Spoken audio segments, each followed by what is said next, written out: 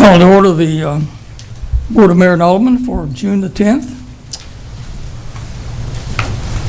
Tonight we have 3 items for public hearing. They'll be heard first.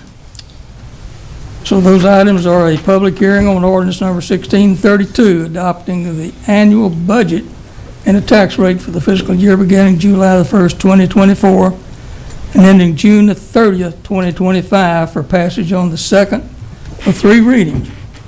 Anyone wish to address the board in public hearing? Hearing none, we'll move to the second public hearing. A hearing on a request to rezone a parcel located at 507 South Washington Street from C2 to C3. Anyone on that?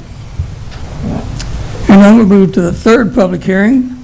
Public hearing to request to rezone a parcel located along Southwest Atlantic Street with West Monroe Street, and that's from C2 to C3 as well. Anyone on that public hearing?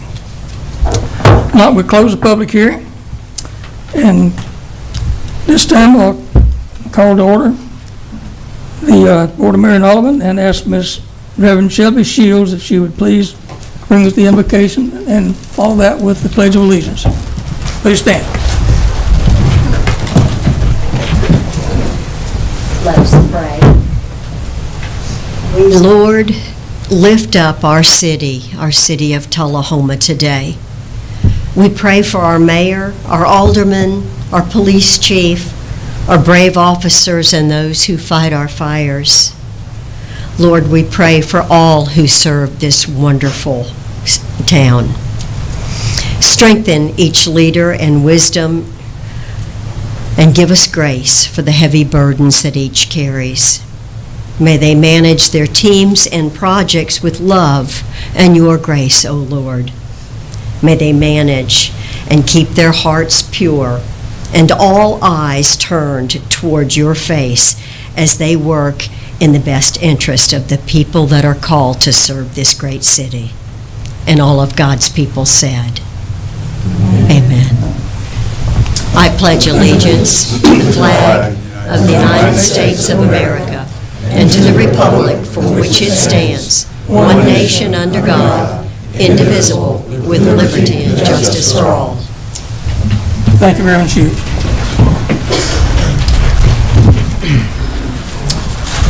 Ask the city recorder to call the roll. Allmonger. Here. Berry. Here. Glick. Here. Noah. Here. Mann. Here. Mathis. Here. Wilson. Present. 7 present. Full quorum. Tonight we'll move into commendations and certificates, and it's my pleasure to announce that we have with us as honorary alderman. It's the Mayor's Youth Council Mayor and the Vice Mayor of the Mayor's Youth Council. And with that, I have a couple of certificates I'd like to present and a couple of little mementos I'd like to present. Join me at the flag, please.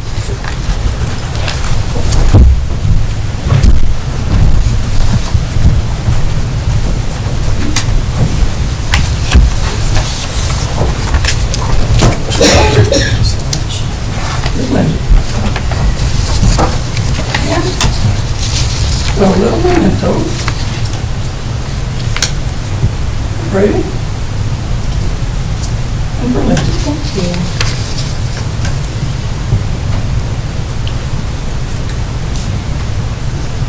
I want to thank you guys for the great job you've done this year with your Mayor's Youth Council. Congratulations.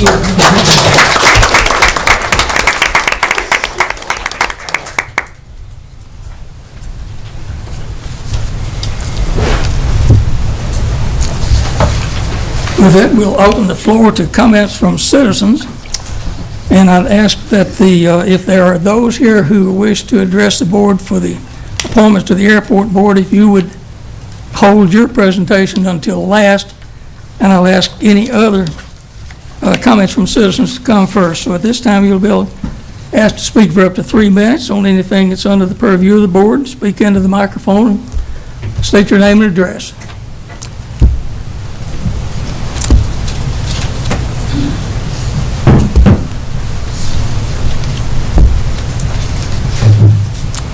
My name is Susan Harris, and I reside at 200 Lake Circle Drive in Tullahoma, Tennessee. And two issues that I want to just barely touch on, but one is the charter. And I am not really sure why we thought it necessary to be sure to get this done so quickly, but I understand a lot of work has gone into it and a lot of concerted and sincere effort. However, and I sent an email to everybody that shows the change in the wording from the current charter that we have versus the proposed charter. And in the Section 3, C6, in the current charter, it says, any alderman after his election removing from the city thereby vacates his said office.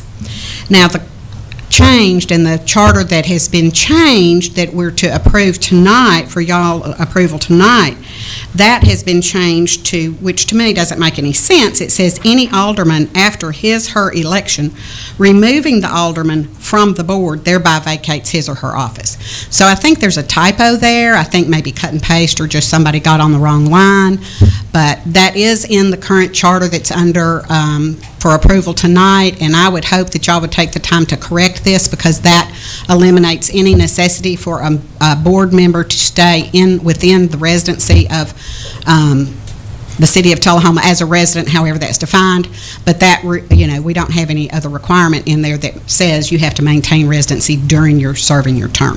So I hope y'all will fix that. The second thing was, I noticed there was a proposed ordinance prohibiting the allocation of public funds to certain organizations. And I can understand that would seem like a good idea at one level, but at the other level, I don't think you want to prohibit the city of Tullahoma from partnering with any type of organization that is in Tullahoma if they're doing something that's beneficial for the city. And one of the ones that came to mind was, we have a city warming center in the wintertime that's actually being run by several churches in the area.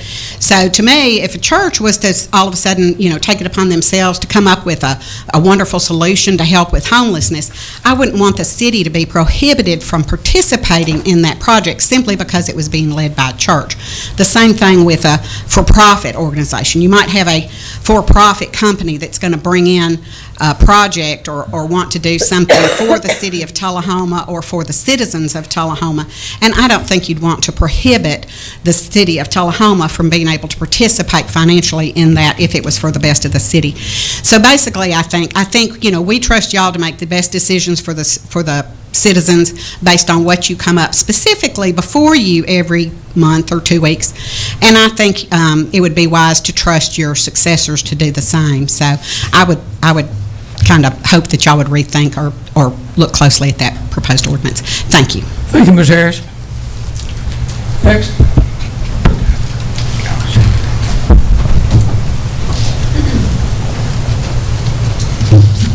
My name's Stan Almacher, 220 West Lincoln Street, and I own around 100 acres in town, I guess, on the south side, some on the west side, some on the north side, and several other acres. Had a construction business in town from 1980 to 2015 when I retired. Did many projects for the city and city board, utility board, including the Martin Few underpass. I've never had a lawsuit in Tullahoma until now. And I received a lawsuit from your city administrator, which I've never met, on behalf of the city stating that I'm not in compliance with the city code. I never received a letter from any communication from the codes department stating that I'm in non-compliance of any code. I would think a letter would be sent first from the codes department. If I didn't address that matter, then it'd be given to the city administrator and try to settle the dispute. I would think a lawsuit would be the last resort to settle any such dispute. Evidently, it must be the city administrator's first resort, because the first thing I knew about it, I got a lawsuit. City administrator works for the taxpayers and citizens of Tullahoma. He should do all he can to help the citizens that he works for to solve and not create controversies. One person that's hired probably shouldn't have the power to enter into a lawsuit anyway. I've been told that the administrator, to have a lawsuit filed on behalf of the city, has to be approved by resolution by the city board. I don't know if it's true or not. I don't think it was ever done, if they do. No, the city's been threatened by their insurance companies not to renew their liability insurance. I believe this is partially because of all the lawsuits that the city's involved in. And I believe I'm correct when I say there are several. I could go on about the suit, but I won't. And I hope the board would direct their administrator to exhaust all efforts to resolve issues like this that don't have to go to court. I've never been able to speak to them. Their attorneys won't let me talk to them. That's not right. In closing, I'll state one thought out of the blue. You know, there's a lot of money to be made in chicken houses. Thank you, Mr. Alderman.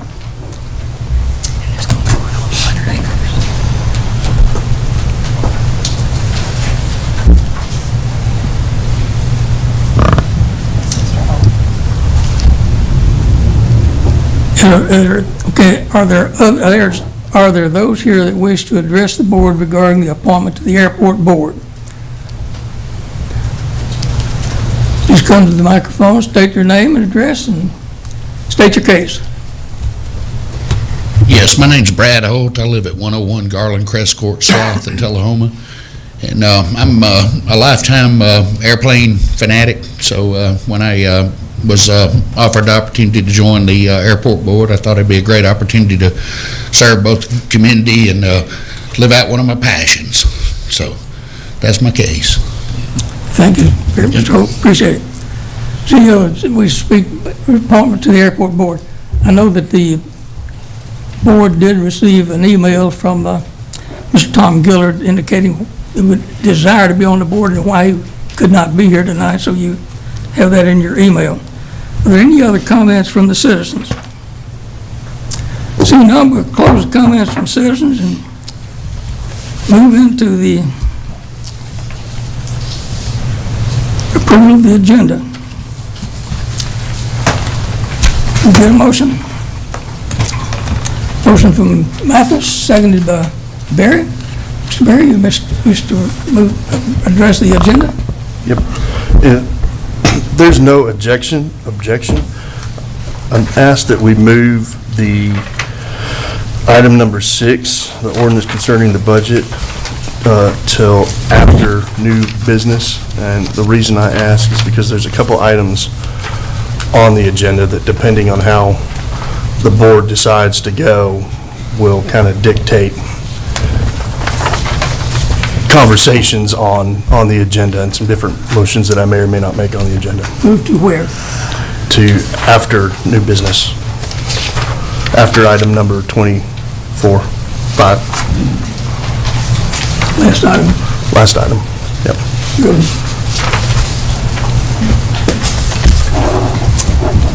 Without objection, so moved. With that, we'll vote on the agenda as amended.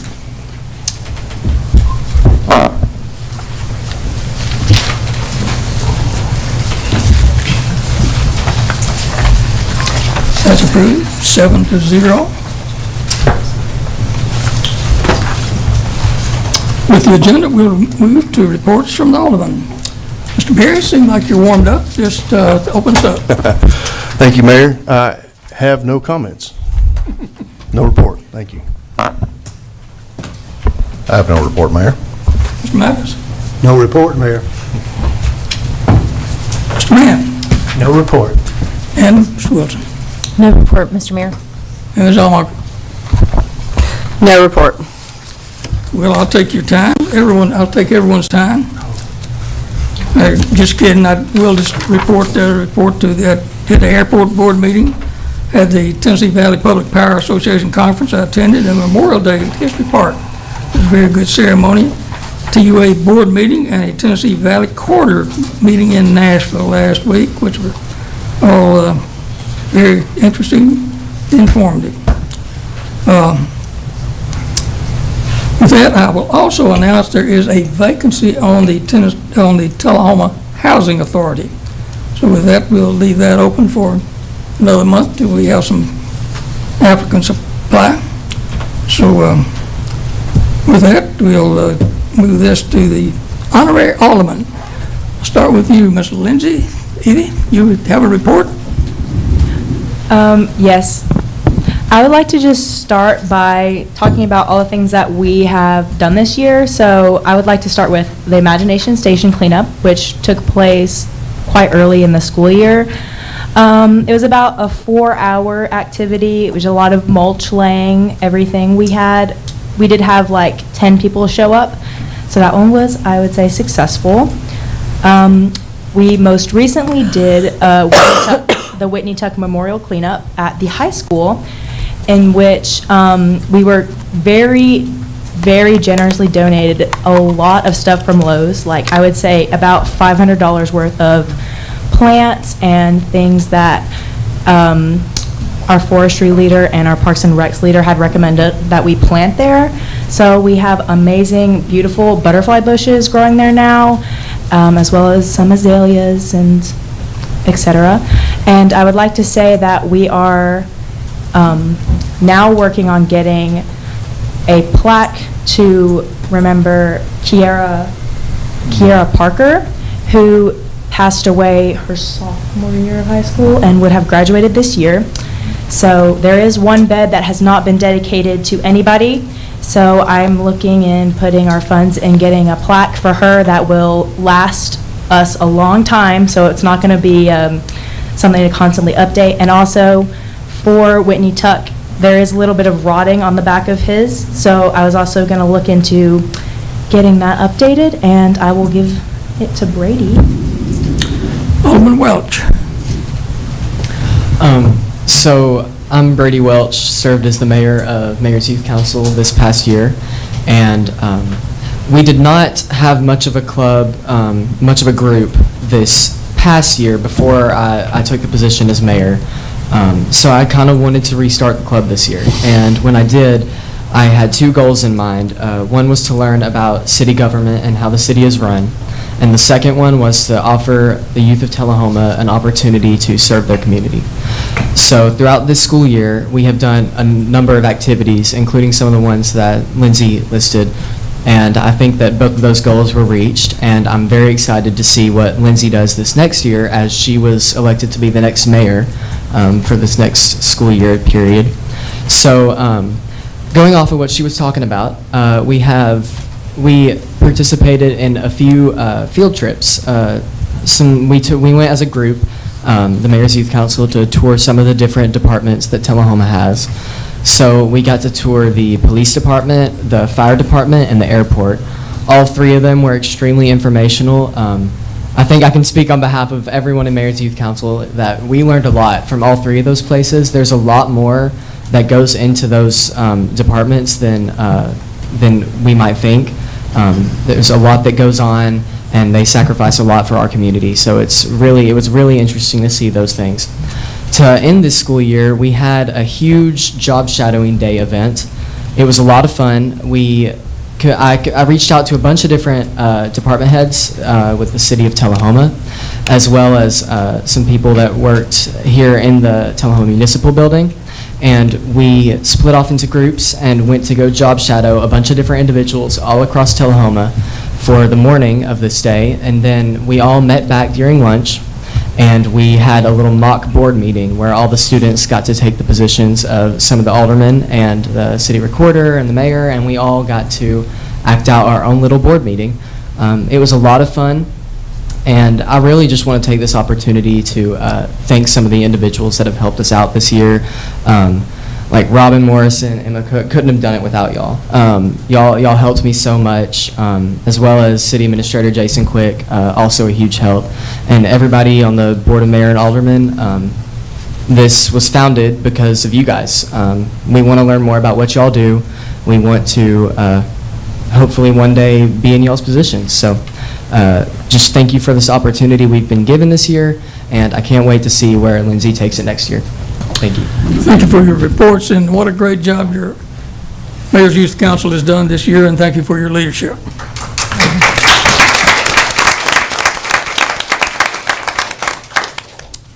With that, we'll have a report from our city attorney.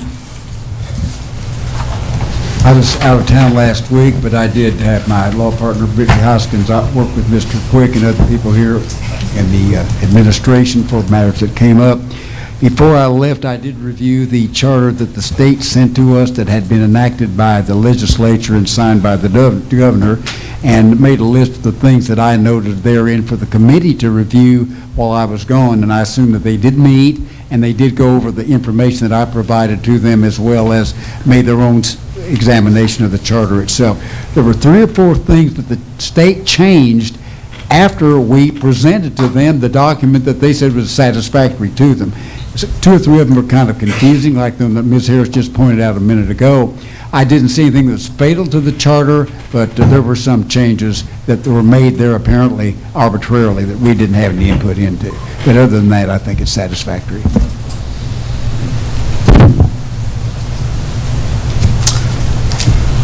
With that, we'll turn to the city administrator. Mr. Quick. Thank you, Mr. Mayor. I'm sitting over here beaming with pride. I'm a father of these 2 that are sitting in front of me, but if you want to know what Tullahoma's greatest resource is, it's these 2 sitting in front of you and all the others at Tullahoma High School. They are an amazing group, and that group that we had this year for the Mayor's Youth Council, there's a lot of excitement, there's a lot of passion in there, and it's a true, sincere desire to know what they can do to make the city better. When I think about, I know what you undertook at the Whitney Tuck area, and that was a tough undertaking. For them to do that without any prodding or anything tells you what kind of servant's heart that these young people have. So I just can't tell you how proud I am of both of you, and look forward to seeing you grow over the next few years. My report's going to be rather small or short as well. I may have said this before, I'm getting to the age where I can't remember, but I do again want to congratulate Sue Wilson, who was awarded the Businesswoman of the Year for Women Making Impact luncheon, which occurred a few weeks ago. Nobody more deserving in this city, from my perspective, of someone that truly does what's best for Tullahoma. We did hold a Peace Officer Memorial, which was a great ceremony put on by our police department. Also included members of the Manchester City Police, Coffee County Sheriff's Office, and we even had Moore County Sheriff's Office represented. And I know many of you attended and participated, and I can't think of a better way to honor those that have fallen, but also those that continue to serve our citizens. So I want to say I was really moved by that ceremony. As a reminder, our 4th of July fireworks is going to be occurring in the next several weeks on July 3rd. I hope everybody will show up and have a great time. And then the last, I've already talked about Sue, but her finance department has done an outstanding job over the course of the last 3 weeks with not only the budget, but also some other critical matters that sort of came out of the blue, if you will, from some issues with the city. And they have worked really hard nights, weekends, and I just want to say thank you and hope everybody understands what a great asset we have with our finance department. Thank you. Thank you, Mr. Quick. With that, we'll go to the consent agenda. Of course, everything that's on the consent agenda are matters that should not require discussion. We'll approve those all in one action. Need a motion to approve. There's a motion from Barry, seconded by Mann. Any question on the consent agenda? Now we're ready to vote.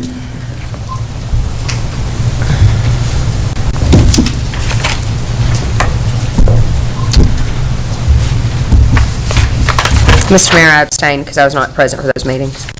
Consent agenda passes 6-0.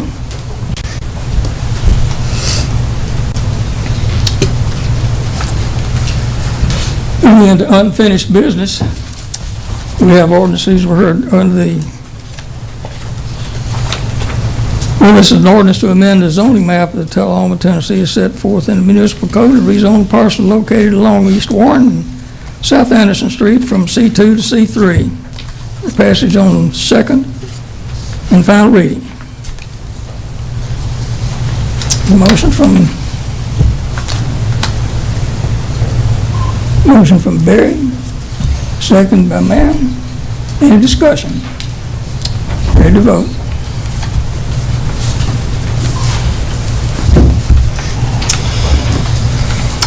Passes 7-0.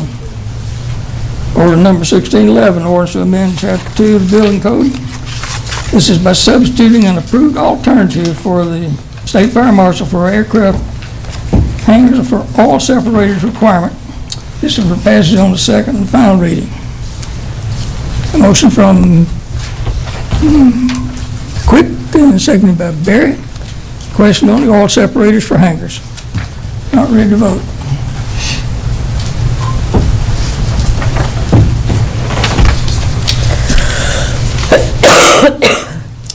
Passes 7-0.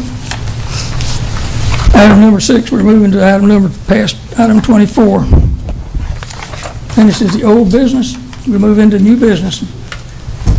Order number 1633, an ordinance to amend the zoning map of Tullahoma to rezone a parcel on 507 South Washington Street from general commercial C2 to general commercial, from neighborhood commercial to C3 for passage on the first of 2 readings. Any motion? Motion from Mann. Seconded by Wilson. Question on the rezoning. Ready to vote.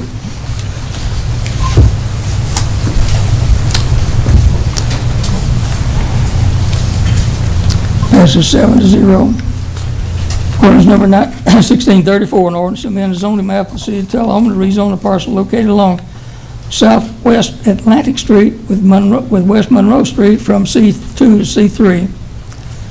First, for passage on first of 2 readings. Motion from Glick, seconded by Barry. Question on the ordinance. Ready to vote.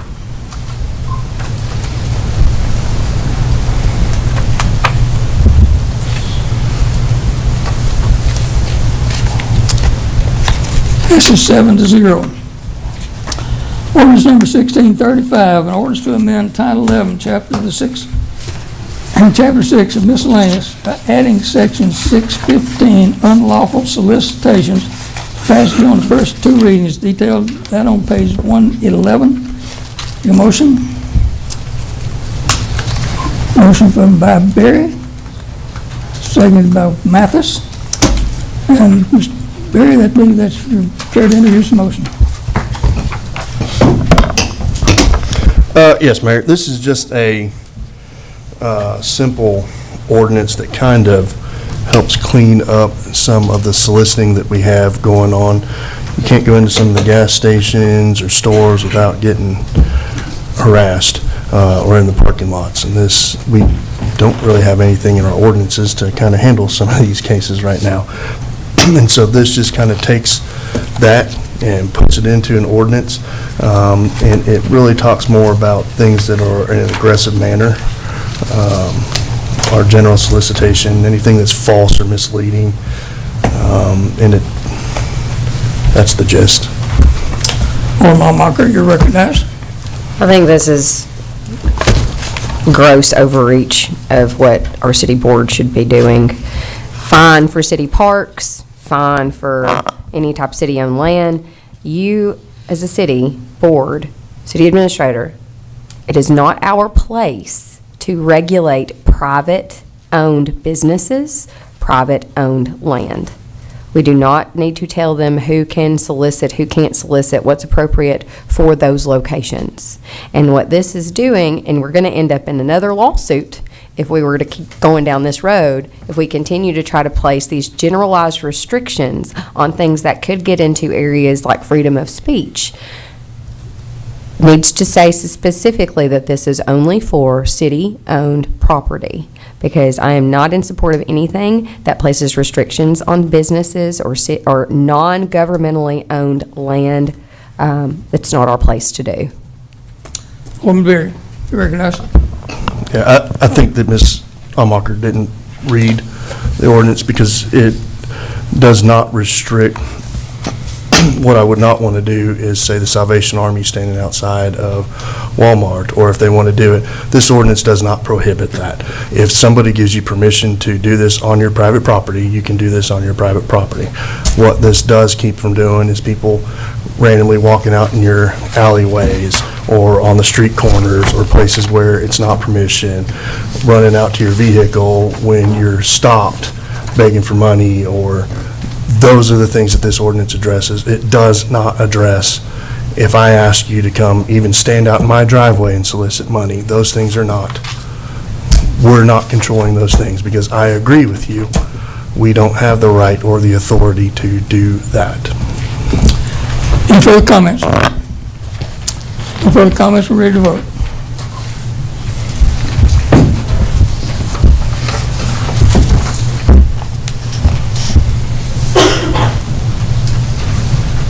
Mr. Glick. Well, I wasn't ready.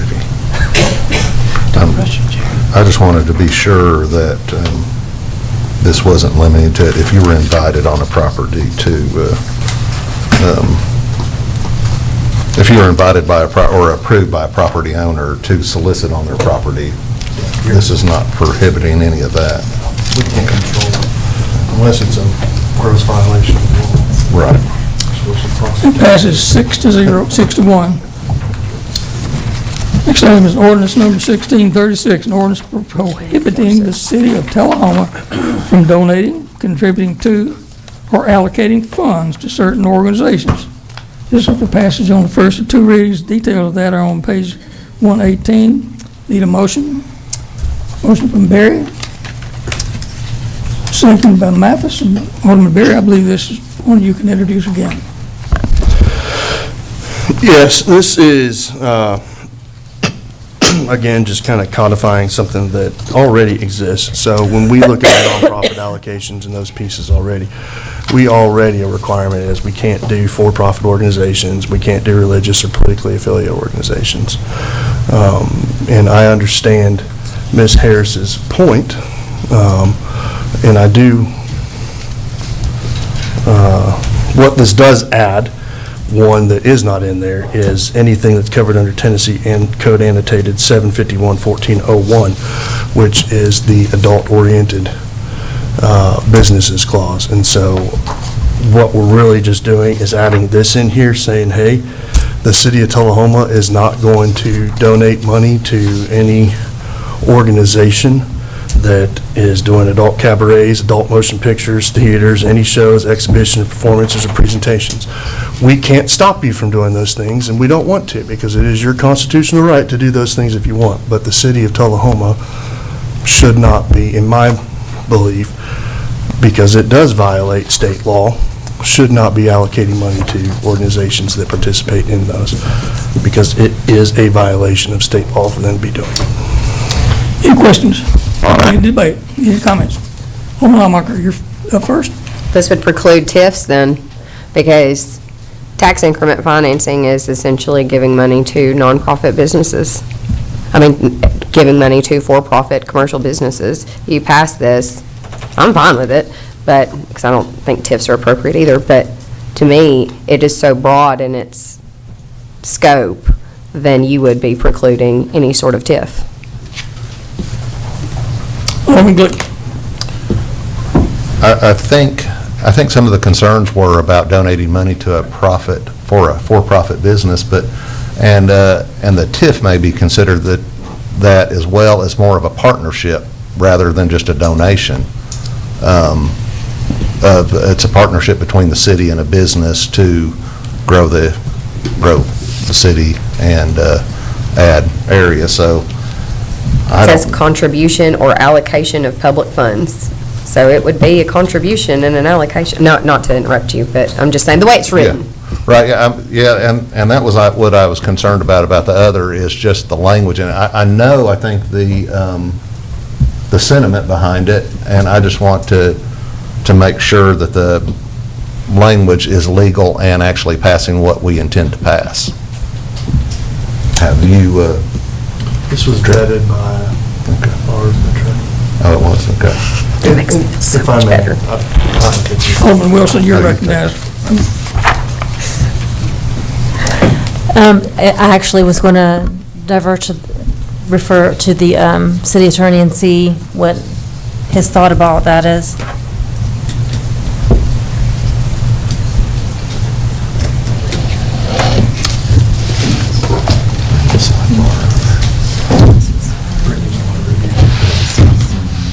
Alderman Berry, you're recognized. Well, I was waiting for the Oh, excuse me. city attorney. I'm sorry, I was talking to him. I was City Attorney, going to ask you've been asked for your opinion. what your opinion is about if this would preclude, if this item number would preclude us from accepting a TIF. Well, I think you can amend the ordinance on second reading and just specifically allow for TIFs. There won't be any question about it if you did that. Well, could there be language put in there too, or it could be where it would allow partnerships in projects, but not outright donations, or? Sure, we can always amend these ordinances on subsequent readings, so we're going to have one more, and we can look at it. I wasn't called upon to look at this particular ordinance. I was not in my office last week, as I told you before, but we'll be happy to do that and come up with something I think that you all could live with in order to allow things like TIFs and also partnerships with other ventures that are in the best interest of the people of this town. Ms. Hoskins, your name's been called. Is the microphone on? Yeah, I think it is, okay. Are you all talking about this, I know I edited a couple ordinances last week for you, so. Yeah, the one about allocation of public funds. Yes, yes. And the question is, will it allow for a TIF? Is that right? I think that the way that it's written right now, that it would, but I think you can also, of course, like Steve said, you can include language that specifically allows for that, if that's what you all want to do. Alderman Berry.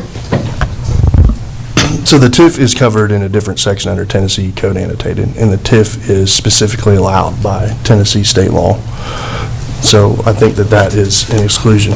Not if you pass this ordinance. What Tennessee, TCA already talks about when we do our nonprofit allocations, it already says that you can't donate to these pieces. So if it is an issue, then we would have to have Tennessee, the state of Tennessee, change their code.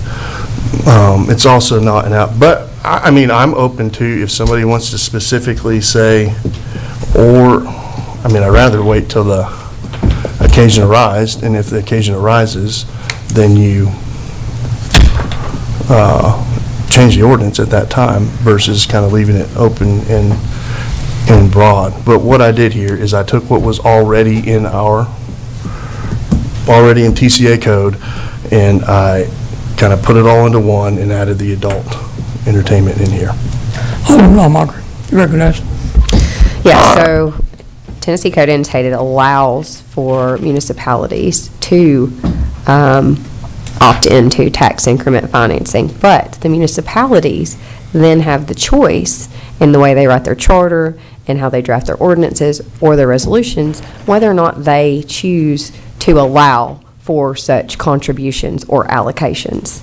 I do believe it's basically like,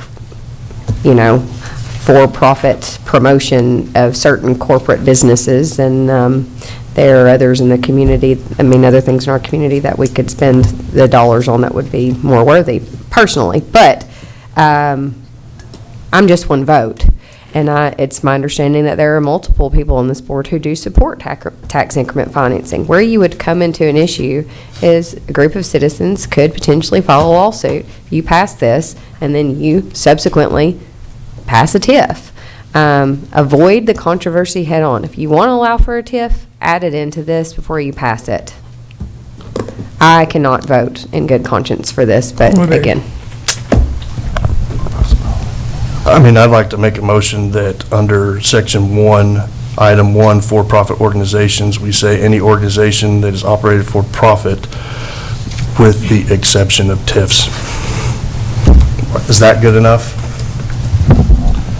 I believe that I did a little bit differently, Mr. Berry. I believe in Section 1, the very first sentence there, I think at the end of that I'd say, except as is otherwise provided by law. Except as is otherwise provided by state law. Does that, I make a motion to amend Section 1 by adding except as otherwise provided by Tennessee Code Annotated. We vote on the amendment. Would that, let me ask you a question. Would that, in the example that Ms. Harris gave earlier, would that allow for a partnership with the city? I don't think so. With a, Probably, I don't know that it would, but there was also another statement made that said we should just trust. I'm going to be point blank. I don't trust who's coming after it. I know where you guys are conservatively. When it gets into religious organizations, there's going to be a day that we're not sitting on the board, right? And me sitting out here as a taxpayer, there are going to be organizations that I don't think that the city of Tullahoma should be donating their money to. If we just open it up and say, okay, I do agree with this homeless shelter because it's from a church that I agree with, it's from a religion that I agree with, you're opening it up to all of them. And that may sound, I'm not excited at you. No, I know. And that may be, but I'm going to be honest, when you open that door, you open that door. And I don't trust everyone that comes after me. And whether I should or not, maybe, but I don't. And so that's my thing with the religion is I can't, and I thought about that when I did it, I can't have it all different ways. But what those organizations could do, so that church could do, or if there's a group of church or different organizations, then what they should do anyway is create a nonprofit that's separate from that. And then it's not a religious organization. So they could do that if they wanted, and it wouldn't prohibit that. But Okay, you're ready to vote on your amendment? Adding except as otherwise amended, yeah, it was except as to otherwise provided by state law. amend section 1 by adding except as otherwise provided by state law. Tennessee Code Annotated. I think it's too broad. I think it goes without saying, but I don't think it accomplishes what you're trying to do. I think you should specifically mention the TIF, but. Ready to vote on the is there amendment? any comment from, It was his verbiage. I think that's okay. Ready to vote on the amendment? It's a second. Motion to amend section 1 by adding except when otherwise. Except as otherwise provided by state law or Tennessee Code Annotated.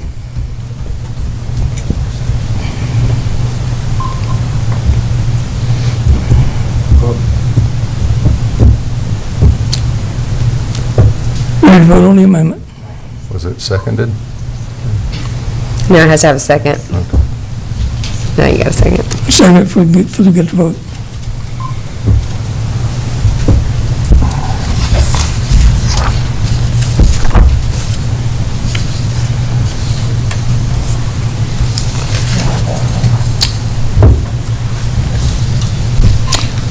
Passes 6-1. Item number 12, resolution number 1986, a resolution to, That was the, go back and vote on the original amendment as amended, excuse me.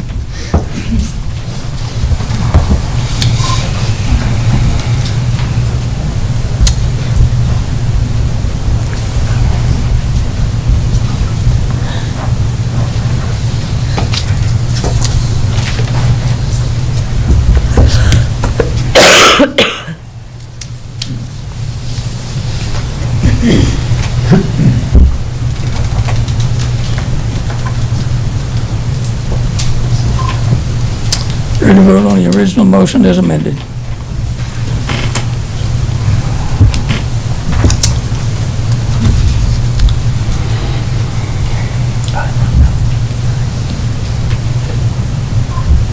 It passes 4-3.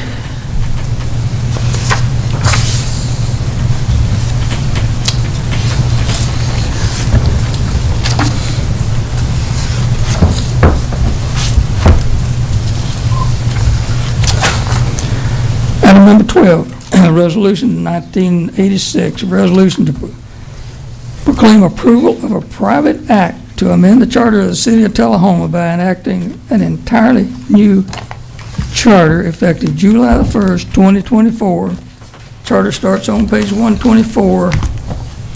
Motion by Mann.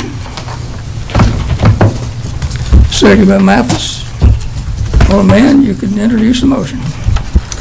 So, first off, I want to thank all the folks, and it's a long list, so I'll try and remember everyone that were a part of this. This has been a long effort. It was started, I believe, last July was the first time that the Charter Committee met. The Charter Committee's done an outstanding job. Sue Wilson, Lori, Jason, everyone really contributed. I don't think I left anyone out. And I think MTAS was a big help too in the early days. We put the charter, the revisions together. We went through, took out some of the things that needed to be updated. It was sorely in need of an update. We brought it to this board. This board had, I believe, I know one study session, possibly two on it. There was a lot of ideas tossed around. There was a lot of things added to it. Some things we all agreed on, some things we didn't. But the overall finished product, I was very proud that this board voted the way it did to send it to the state. The state thoroughly reviewed this charter. It went through their legal department up at the legislature. In one comment I was told is that this was the most reviewed charter and looked at charter that they had during this cycle. So it has been vetted, it has been gone through. This board's done a great job with it. So I'm proud that here we are tonight. We did meet last week, the Charter Committee, again, to look at some of the changes Mr. Worsham saw. And Ms. Hoskins, feel free to jump in if you'd like and correct me if I'm wrong on this, but all of the things that the state changed were, none of them changed what we were trying to accomplish in the charter. It was mostly just language changes, and overall, we looked at it. It looked good to us. The essence of what we were trying to do was still the same as when we sent it to them. So that's what you have here tonight. And yeah, I want to thank everyone that was a part of this. It was a big job and needed. When I became an alderman back in February of 23, and I attended the elected officials class, the section on charters, they used an example of what your charter shouldn't be. And the example they used was ours at that time. And that was kind of the moment for me that I thought, this is something, that needs to be done. There was some pretty archaic things in our charter, and this takes care of that. And is really another comment I heard from the state was that this is a model for other cities that want to go and do this and update their charter. So very proud of this. Thank you all for what you've done. Thank all of you on the Charter Committee. Thank you to Rush and Janice, our state rep and state senator, and their staffs. It was definitely a team effort and took a village to get it here. So that's all I have. While I am very appreciative of the work that went into this charter, this board has heard my objections to some of the changes that were made in this charter. And tonight, I will be voting against the approval of the charter. I'm a strong advocate for those archaic changes that were made. There are some things that I'm adamantly opposed to, so I'll be voting against the charter change. Amaker. I was a pretty heavy proponent of those changes. However, I'm not a proponent of the effective date. I do not believe that it is fair to those who have already pulled papers, who have spent money on signs, and are already looking towards this August election. And to be candid with citizens of Tullahoma, I'm ready for my break. So August it is. I too don't know that I am. I'm on the fence right now, but I'm leaning towards. I like the charter changes. I think they are for what's best for the city moving forward. I think there are also some things that need some polishing. I do think that it was rushed, and I don't think that that was, I'll have to say, the efforts of Mr. Mann were to be commendable, to be honest, as well as Mr. Berry on this. I think that they worked their tails off on this, and I don't think this is a dig at them. I think that the finished product is something to be very proud of. However, is it perfect? No, it's not, and the timing is not good. So I would like for the rest of the board to consider those things as we vote on this. Alderman Mann. So it's not perfect. I mean, nothing is. There were things that you and I both were opposed to that got put in here. But you don't throw the baby out with the bathwater. I think that certainly those of us who chose not to put our name out there for reelection, probably just as ready to leave in August as we are in November. For me, it's never been about that. There's too much else in this to just narrow it down to one or two things. There are things I would like to change here tonight in this, but overall, it's something we can all be proud of. And whether we leave in August or November, this is something we can leave and feel that we did a good job on, that it will benefit this city for years to come after we leave. And so I get it. I get we didn't get everything we want. It's not perfect. There are certainly things I'd like to see changed in it too, but let's not throw out the whole thing because of some minor issues. Any further comments? Alderman Berry. I like to echo Alderman Mann and in his thanks, and also, with the whole board, because I don't think it was a rushed process. We started it back in September of last year. Or July. July of last year. We had several occasions with public. Your committee met constantly. We went through some sessions, and they were long sessions.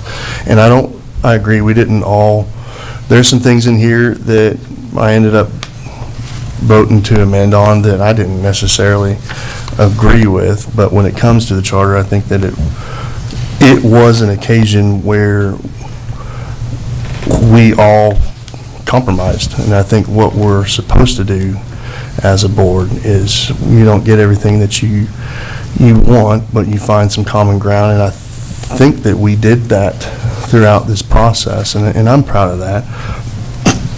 I think that there's a lot of changes in here that, I'm going to say it again, we were told earlier that we need to trust the people that come after us, but and it's not to any candidate out here, right? We could be talking 5-10 years down the road. I don't. I'm going to be sitting on the other side of this.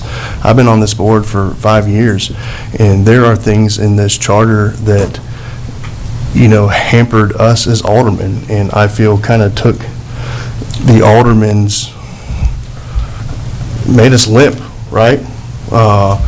And I think that that's changed, and it made it to where this body as a whole can actually do our job and represent the public and have a say in some of these things. And that's not a jab at anybody else that came before us, but I don't think that this was first done in the 50s, and it's taken till 2024. No board in the past, and I don't know that there'll be a board in the future that will have the cojones to do some of the things that we finally listened to people and said we're going to do, and we did it. So I do support it, and I thank you for your work on this. However it turns out, I thank you for your work on it. Alderman Longwalker, you're recognized. I have a question for the city attorney. What's the legality on proposing a different effective date? If it's written in the resolution signed by the governor with an effective date, we can't change it. It's got to be exactly like was sent to us by the governor. And it has the effective date on it? with. I believe it does. I don't have the, I'll see if I have a copy of it here. It does, July 1st. Page 124 of the agenda. Vote of legislative body on July, be effective July 1st, 2024. All right, thank you.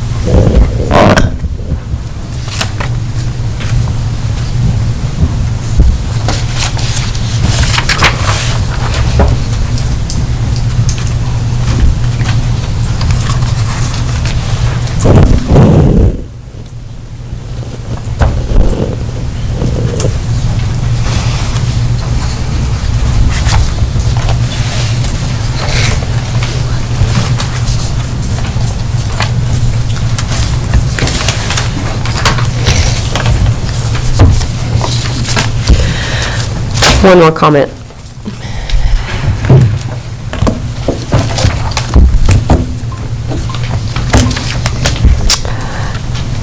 Timing is just getting in the way, I think. Citizens, even though they don't agree with me, I do agree with them on this one. The citizens deserve a little more time to process these changes. While I am in support of the changes, I am not in support of the timing. And there are members of this body who will still be here in a few months. You can carry the torch and make sure that those changes do get implemented along with the other corrections and revisions. There's no reason why this thing can't be resubmitted in a few months with the changes that are needed, passed back through the legislature. It's already been vetted once. You would only need to mark, hey, here's the only couple of things we've changed. Are these satisfactory? And pass it again by next year. You're right. It's been 50 years. Let's not do just any old job because it's been 50 years. Let's do it right. And let's be the board who got the ball rolling. We don't have to be the one who made all the changes.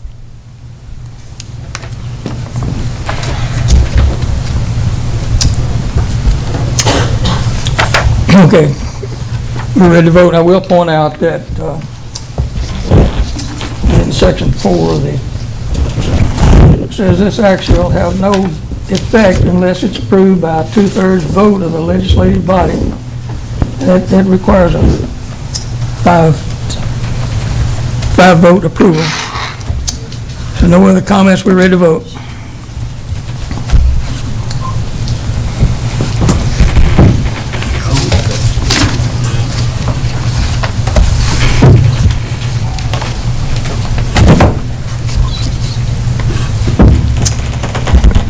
The vote is 4 noes and 3 yeses. So it fails.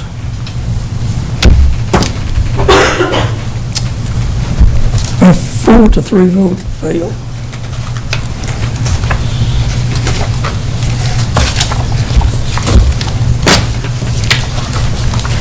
Moving right along.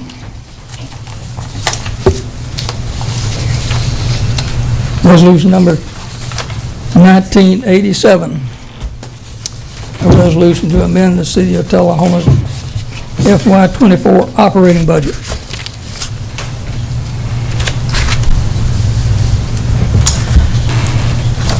Motion from Barry, second from Mathis. Turn to the city administrator for the background on this operating budget. Yes, sir. Thank you, Mr. Mayor. I'm going to let Sue Wilson, who drafted the resolution. This let her is speak. amendment, this is the FY '24 operating budget. Right, the resolution, so I want to let Sue Wilson address this. Yes, Mayor, members of the board. This resolution is addressing the ability to sustain budgets for both the Tullahoma City and the Tullahoma City Schools. We have a maintenance of effort with the Tullahoma City Schools, which is affected by the annual increases in sales tax. We hadn't really addressed this in the past because sales tax had been relatively low, and in the last 3 or 4 years, it's taken off and become a huge part of our budget and a huge part of their budget, and it's developing a new base for what we're required to maintain. In upturns, downturns, we would be required to make up the difference in the sales tax by property tax.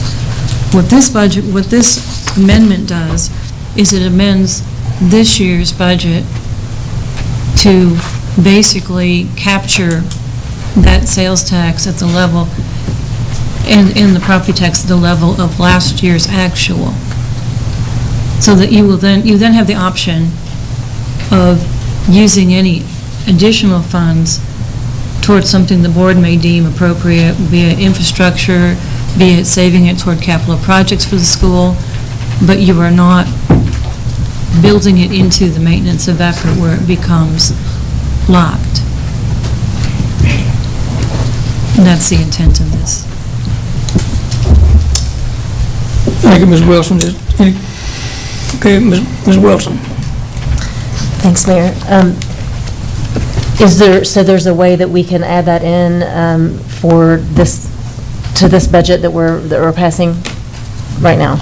Yes, and then that would keep us at the FY23 final results, but it would not increase it by any growth in this year. Yeah, I'm definitely a proponent for that. So if we make this amendment to the FY24 budget, we can do a similar thing with our proposed FY25 budget. Right, and that does not preclude the two boards working together toward capital projects, toward one-time issues. We would continue to fund the sinking fund in the manner that we always have funded it as a private act. So it just sets the maintenance of effort so that it only grows on a planned basis, not on a random basis. Thank you, Ms. Wilson. To distinguish this would be Ms. Wilson, Alderman Wilson. Any further comments? Alderman Almacher. At our joint session, I made the comment, and I don't know if a lot of people have realized this, but the reason that we talk a lot about the maintenance of effort and the dollars that we spend on our school system is, obviously, that is our biggest investment that we make. If you look at the percentage of the money that we give to the school system, while it's, roughly how much of our budget, what's the percentage of our budget that actually goes towards the school system? I think I said it. 40%. About 40%. Yeah, about 40% of our budget, it only makes up about 10% of theirs. So while it's a huge, portion of the money that we expend here, we are almost like a drop in the bucket compared to the monies that they're receiving in. So even though we have separate boards, I feel like there has been a separation of not just the boards, but of the ideologies of the working together. There needs to be more of a collaborative effort between this board and the school board in working together towards these needs for the kids. And that has to happen sooner rather than later. And I think that this will force that. Because, we have to make sure that we are spending these dollars wisely, because they have a lot more coming in than what we have to give out. And obviously, they have a lot more needs. And as we continue to grow, they're going to continue to have those needs. So I'm in support of this. Any further discussion? If not, we're ready to vote. I have a comment. to have a comment. Oh, excuse me, Ms. Wilson. Alderman Wilson? And I would also like to add, I am all for, giving our kids the best start and everything that they need. But we can't get ourselves, and I don't know how much of this that there may be some at home that are tuning in that have never heard this before, but once we have committed X amount of dollars in the tax, when times are good, that's great. But if our sales slip down and we don't have as much tax, then we are still committed at the higher tax level. And so, we can't, while we want to contribute to our schools, we also can't find ourselves in a situation where we just don't have the money to give them. And legally, we are required to, so. And we don't want to raise taxes. We don't want to raise taxes. So I'm a huge proponent of this. So this has nothing to do with giving the schools more or less money, it's just how we raise the money to give the schools. Yes, you will still have the option of working with the boards. What the state recommends for capital, for one-time capital purchases, is defining those separately and working with the boards where you actually issue a resolution stating that you are going to provide X amount of funding, but that it is not part of the maintenance of effort, it is for a one-time capital.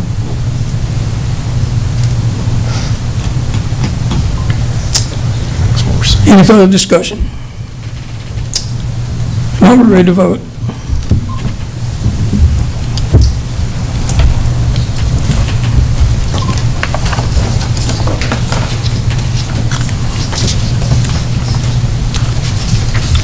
Did you get that? 6-1 passed.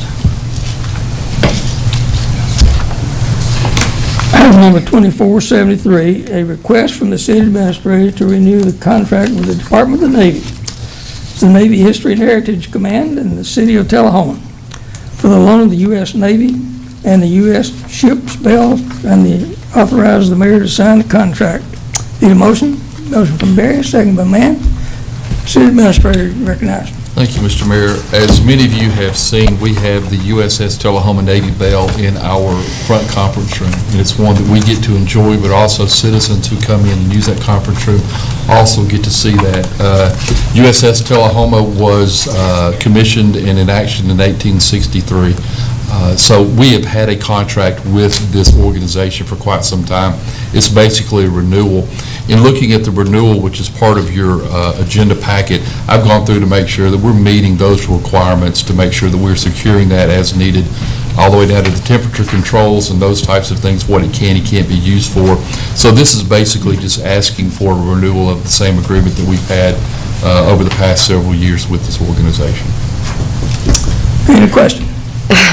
Ready to vote? Hang on, I have one comment. When I first read this agenda item made no sense to me, because it was like loan agreement, loan, like are we borrowing money from the Navy? What is going on here? Like, and then I'm like, oh, it's about the bell. So just FYI, maybe the wording next time, we're not borrowing money from the Navy. If anybody reads that, it's like loan from the Navy. No, it's the bell that is on loan to us. So just in case. Point well taken. Ready to vote?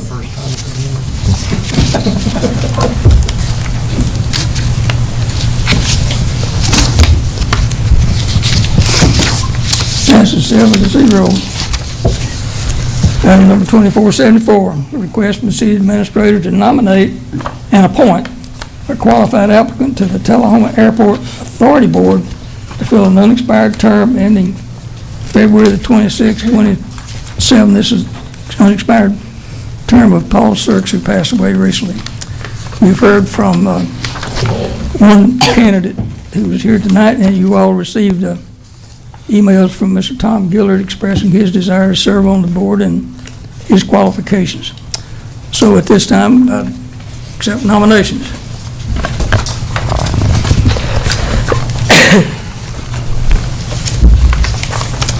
Alderman Berry. Nominate Brad Holt. Mr. Holt's been nominated. I'll nominate Tom Gillard. He's had a pretty valid excuse for not being able to be here tonight. I had a question on that. There was a third person that you didn't mention on Steve there. McCamey. Did he pull He his? was asked to come tonight, and he didn't show up to speak. Mr. Steve McCamey, Robert McCamey? Robert Steve McCamey. Did he withdraw his application? Because his application. He did not withdraw his application. He was contacted, indicating he would be here okay. tonight. He didn't come. Okay. He didn't express why. Okay.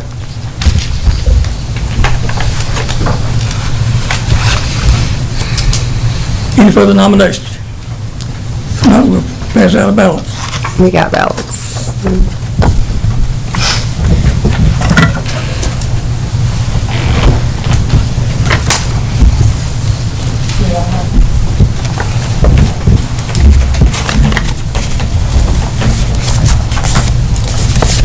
Write the names on them.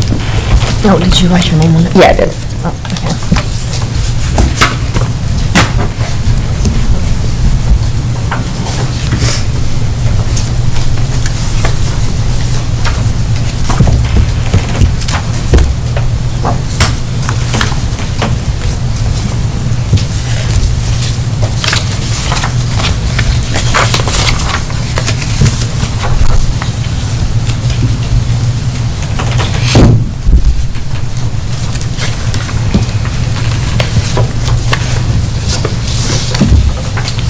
Okay. Mr. Gillard. Kirklick for Mr. Gillard. Berry for Mr. Holt. Wilson for Mr. Gillard. The mayor for Mr. Gillard. Almacher for Mr. Holt. Mathis for Mr. Holt. And Mann for Mr. Holt. 4 for Holt and 3 for Gillard. Mr. Holt is appointed to the airport board.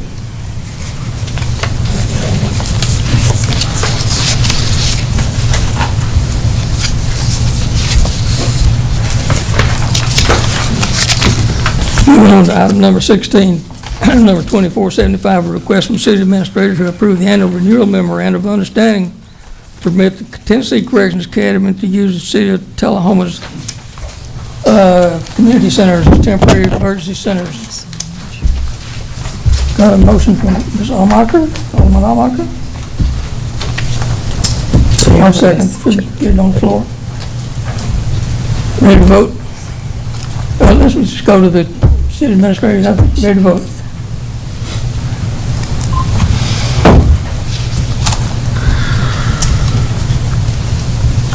Passes 7-3. Item 2477, a request from the Parks and Rec to approve a performance agreement with Vinyl Radio in the amount of $3,500 to authorize the mayor to execute a contract. It's on page 186, and it has to do with our celebration on the 4th of July, which is the 3rd of July. Motion? Motion from Wilson, seconded by Mayor, this is 6-wire. This one, you kind of went out of order. Page 184. The only reason I mention it is because that's what it says on our screen. Okay, okay, let's see if we can crank this up and get it right.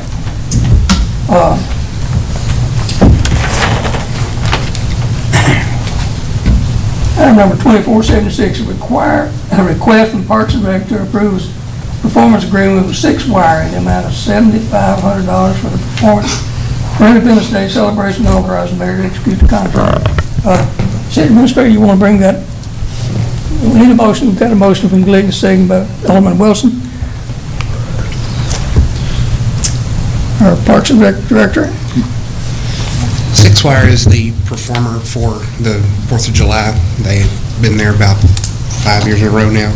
They also perform, they're the house band for the Nashville Predators, and they performed on the stage with the NFL draft when it was in Nashville.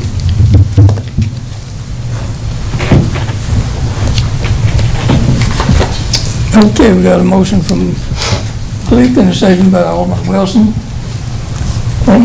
Barry, you're recognized. We got a bunch of these coming up. I'm just going to say it on the first one. We're looking at budgeting right now. I'm going to vote for this, right? But I think it needs to be said. We're looking at budgeting. We've talked about our revenue income is right around 2%. Our tax, we're looking at right around, sales tax, right around 3%, 60% of which the school system will get. When we do the departments made the requests for budget items for new personnel, for new equipment, new pieces like that, we're not including any of that in our budget because we don't have the money. What was recommended to us was a tax increase, which none of us are going to do. But with that comes decisions, right? We've got budgeted $60,000. Is that right? It's 65. We have budgeted $65,000 for the fireworks. I'm a huge proponent of the fireworks, right? It's a regional, it's incredible. It brings people from all over. It is a nice to have. It does bring a lot of people from the city together, but it also brings people from out of town. And while it's not really a revenue generator, right? People are coming and eating it, and I hate bringing this back up because I want to get slapped for it again. It's going to bring people eating at the food trucks and those pieces there. The problem with those food trucks, right, is the vast majority of them, I'd say probably 80-90% of those, aren't from Tullahoma. So not a dime of that comes back to Tullahoma. Food trucks have their sales tax done differently than everyone else for whatever reason. That money goes back to wherever they came from. We can have the whole discussion of the offset ball, whatever.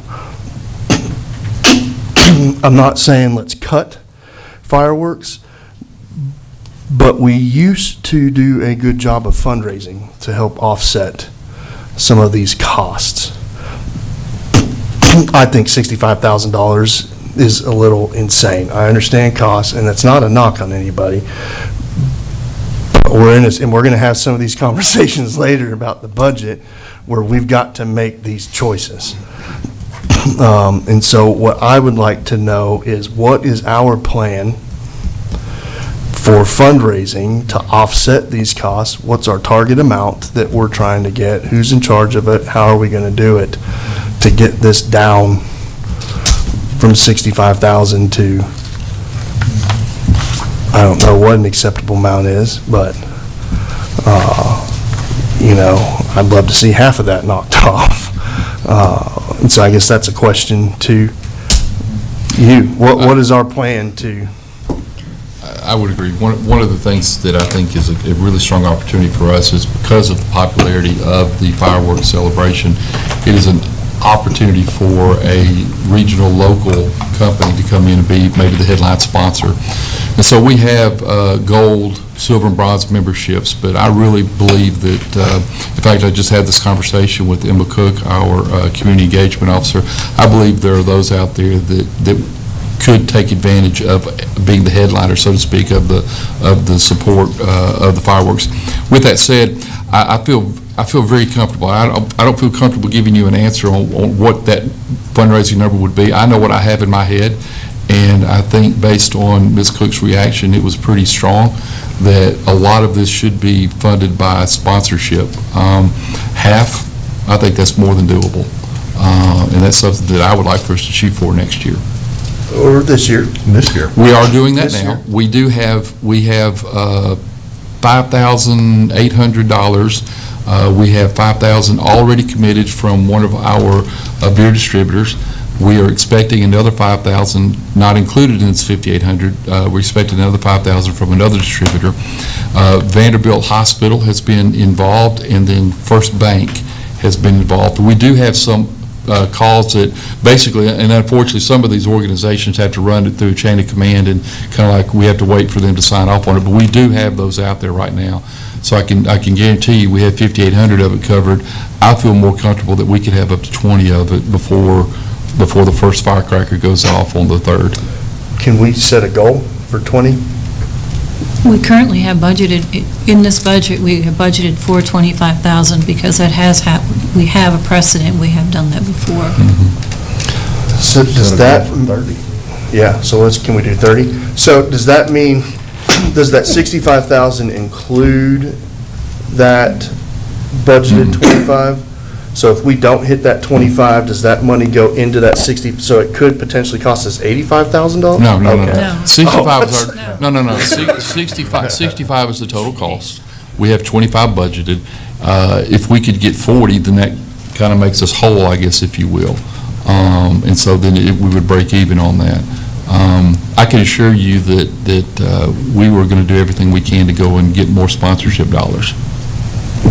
I'd love to see that in priorities. I mean, it's just really tough to swallow with some of the decisions that we're going to have to make to say. Have we historically got 25 each year? Not each year, but you'll remember some of the earlier years we did, we had a bit of a slowdown, like we had some turnover and changes, and Yeah. we did not last year. Yeah, I think you got to But I work it think pretty we have hard to that get the money. It just doesn't come to you. I heard Jason just volunteered to I go did. door knocking. I heard him. I heard it. We're going to take that as gold. Luckily, this is not being recorded. You're a salesman. You got it? I think he's paid enough to do it.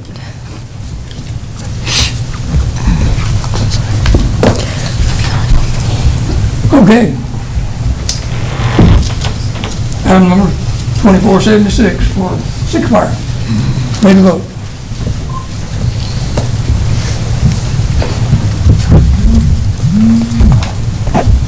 Passes 7-0. Item number 2477, vinyl radio, $3,500. Motion? Motion from Glick. Second by Alderman Wilson. For discussion. Ready to vote. JP, I think you're good. Thank you for everything you do for the city of Tullahoma. We appreciate you. Thank you. Passes 7-0. Well, item number 2478. Myers Concert Production for $14,497 for Independence Day celebration. Motion? Alderman Almacher. Seconded by Alderman Glick. You ready to vote?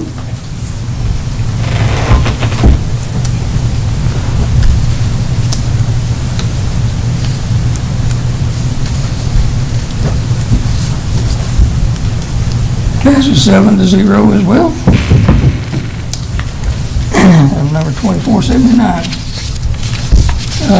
Pyro show from Pyro shows from Pyro Show, 27.5. Ready to vote?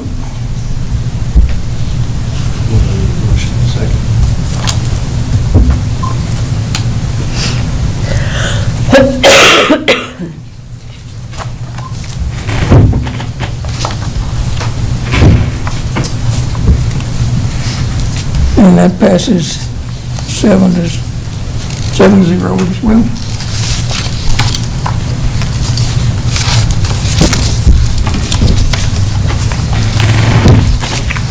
Next one's a little bit different item, 2480.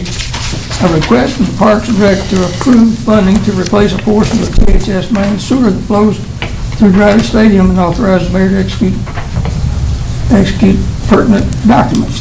Project cost is $25,400, and that's to be shared with the Tullahoma City School. City's portion of that is $12,700. Motion from Barry, second by Mann. Turn to City Administrator for background. Thank you, Mr. Mayor. This was an unfortunate emergency request that came upon us a few weeks ago. Basically, we have a private, what is considered by TUA, a private sewer line, which is what we have around Grider Stadium, which is what we own. The 80%, if I'm not mistaken, 80% of the flow that comes through our pipe comes from THS. Unfortunately, the issue is on our property. So basically, we've got to replace about a football field worth of pipe. And since it's privately owned land, TUA has stated that it's our concern to take that and get that taken care of. We have contacted Tullahoma City Schools. We've explained the problem. You'll see the map that's next to it, and they have agreed to share half the cost to get that repaired, as they realize that it services their buildings.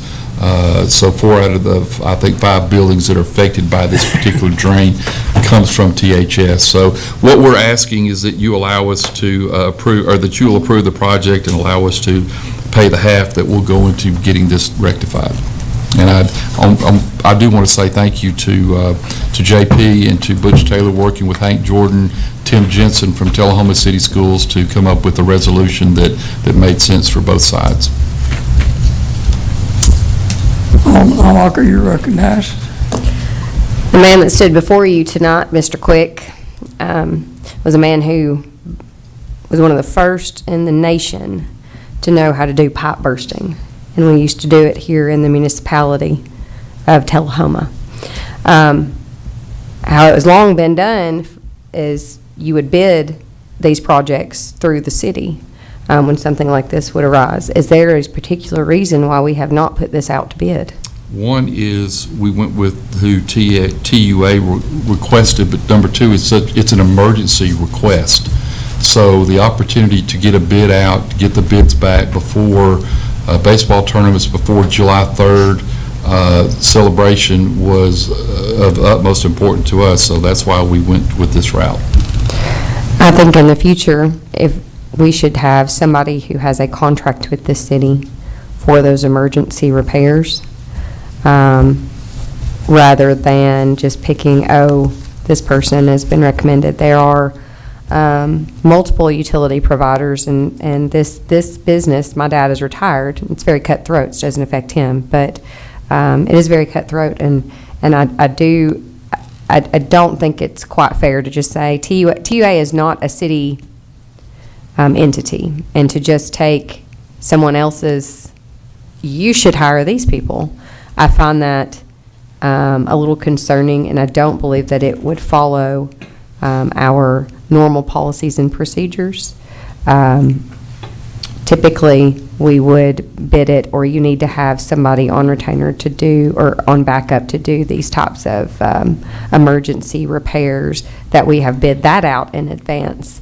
I understand the need for it, but you want to make this as fair as possible for your businesses in town, and we do have several in town that do this type of work. Alderman Glick, you're recognized.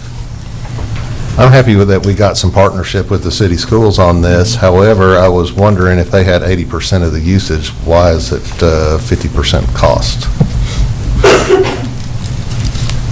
You kind of get into a situation where if we ask them for 80% of the cost, I don't know if that was there. I was out of town, but no excuse. I don't know if that was approached as to the 50%. We were looking at it as, honestly, it's our cost. It's on our land. Technically, they don't have to pay for any of that. Now, if we don't fix it, then Tullahoma High School, the football stadium, the quarterback club, concession stand, the field house, they're going to have problems in about 3 weeks. And then it becomes a really big issue. So that's the route that we took. JP, I don't know if you can add to that. We bear some of the responsibility. The clay line, the trees in Fraser McEwen Park are growing into the clay sewer line. And then also we did call Prince Utilities, and Prince Utilities also recommended LTS. So we did check with other companies. My understanding is there was raw sewage. Yeah. Poo. There was poo on our field. So I will tell you, we had an episode that occurred I'd say about a month ago, where we were in the midst of a regional playoff game with Tullahoma High School, and the bathrooms, I mean, immediately blew up at the concession stand. And fortunately, again, going back to the partnership, we were able to contact TUA. TUA sent people out there within an hour, had it all taken care of, and didn't charge us for that. Where we were looking at, are we going to need to get porta potties? So that was a sign that something could be coming. We didn't know that was going to be where we are today. For the record, I too recommend LTS, I'm just saying. There are lots of competitors. Pool competitors.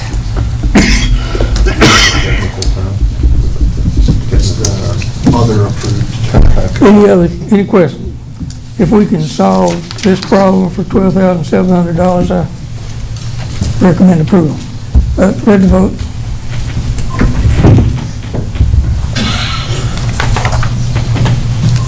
Passes 7-0. Item number 2481, request from the city administrator to approve funding of $40,946.99 to upgrade our data backup solution and authorize the mayor to execute the agreement. That detail is on 208, and you also received an email with further explanation today. Got a motion from Barry, seconded by Mann. City administrator, you recognized. This is something that I detailed in the email to you and explained what the need was, why it was there. It is a critical need for the city, and I hope you will support this request. Any discussion? If not, we're ready to vote.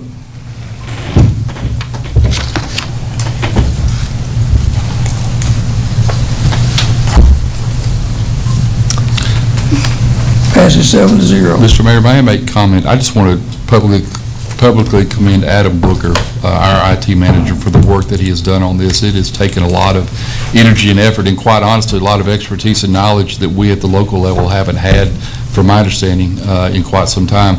But I want to say we really appreciate what he has done for us to make sure that our network systems are exactly where they need to be from a backup standpoint. A question that I would have is, how soon will this be implemented?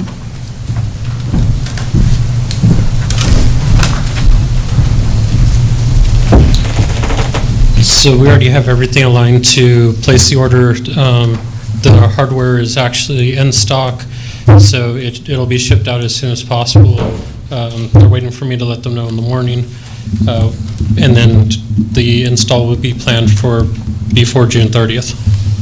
Before June 30th? Yes. 2 weeks, essentially. That's the plan. Very good, thank you. Any further questions? Ready to vote? You've got a question on, Barry? We already voted on it. Did we vote on it? Yeah. Well, I beg your pardon. What was the vote? 7-0. 7-0. Well, I already voted down. It's getting late. Item 23. Item number 2482, a request from Alderman Berry to schedule a study session to evaluate the current allocation of our hotel motel tax or tourism dollars to develop an ordinance to revise a structured framework for these funds. Motion from Berry, seconded by Mathis. Alderman Berry, you can introduce the motion.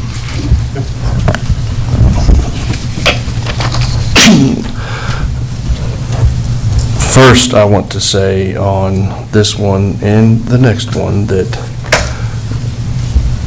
nobody needs to panic, right? Every year, I've been here 5 years, every year we talk about our nonprofit, we talk about our funding and our allocations. Every year, this is another one that every year we talk about, we're going to look at that, we're going to come up with a plan, we're going to study it, but every year we don't do it. So this is, I had worked on 2 separate ordinances and drafted and met with the city administrator, Ms. Wilson, and Ms. Cook. to kind of toss those around a little bit, get their feedback. And so this first one is for the nonprofits. And what it is for us to kind of take a step back and let's actually put into ordinance, let's put into a process on how we allocate these monies, and finally be the year that we actually do it, instead of kicking that can. Once again, it's just a study session, is what all I'm asking for here, but I just wanted to get everybody's buy-in on that first, instead of just scheduling it. To see if there's any appetite. If there's not any appetite, then, Is this 2482 or 83? Or just the both, first they're one. the same? Yeah, they're gonna be the same, but we're on the first one, yeah. That's the sum of that. Well, one comment, I thought we had worked on a process to do that, and we were going to score the nonprofits and rank them as to how well they presented themselves, what benefit they were, and how they'd used the money, et cetera. We did that, and we didn't get much response from participation. Yeah, I think 2 of us turned that in, but this is a little bit separate from that. It's not just scoring. It will put in we'll talk about how often you can be funded, how much you can be funded, schedules, and kind of some small MOUs to say, hey, when we give you this, we expect this back. We did receive some, in the questionnaire, some information about how money was spent and those things, but I mean, most of them really didn't allocate, right? Basically said, we had $5,000 and we spent it on ourselves. And so some of the things that I want to dig into is reporting and actually telling us where, again, we're in the middle of a budget. We've had to tell our departments, no, you can't hire. No, you can't get this new equipment. No, you can't get these pieces. But in the meanwhile, we're sending out $250,000, almost $300,000 to other people. When you hop on an airplane, one of the things that, as they're doing this, they tell you, put your oxygen mask on first. I'm not saying let's take any money away, but I am saying if we put money out, we better be daggum sure that it's being spent where it needs to be spent. More like a grant application, I think. Yep. Yeah, I agree. I think, Okay, Almacher, you've got a yeah, input? I think that the process, once the allocation is set and it's a percentage, then, I don't, huh? That's the next one. This is the nonprofits, not the tourism. Actually, It does say tourism dollars on it. they got them reversed now. Oh, they're reversed. Yeah, so it is a percentage. I think that, and I hate to, I don't think this should be socialistic, in other words. I believe that there are certain organizations that we fund every year that are absolutely doing what the money is meant to do. And I think that that's South Jackson. I think that's Tullahoma Fine Arts Center. I don't want to put more work on those organizations, but if we're giving money to organizations that aren't I'm just going to say it, the chamber. I want to know what the chamber spends $35,000 on. I want to know. We're giving them the most money, and I would like to know specifically, I think it should be grant funded with that kind of allocation. Let me know what is your plan for this money, and it needs to be approved. This is just to set a study session so we can have the conversation. Right, and I'm probably not going to be able to be at that study session, so I'm letting my thoughts and opinions on this know now, since it's on the agenda. So if you think that there should be a better or new process, if you don't think there should be a process at all, then we don't need the study session, but I'm in agreement that there probably needs to be a process, but I think we need to, I think it needs to be entity by entity, that we need to go through, because again, I do not want to put more work on those individuals who are already doing the lion's share and are getting pennies on the dollar to what others are getting. I just don't think that that's right. So there's my 2 cents worth before I get there.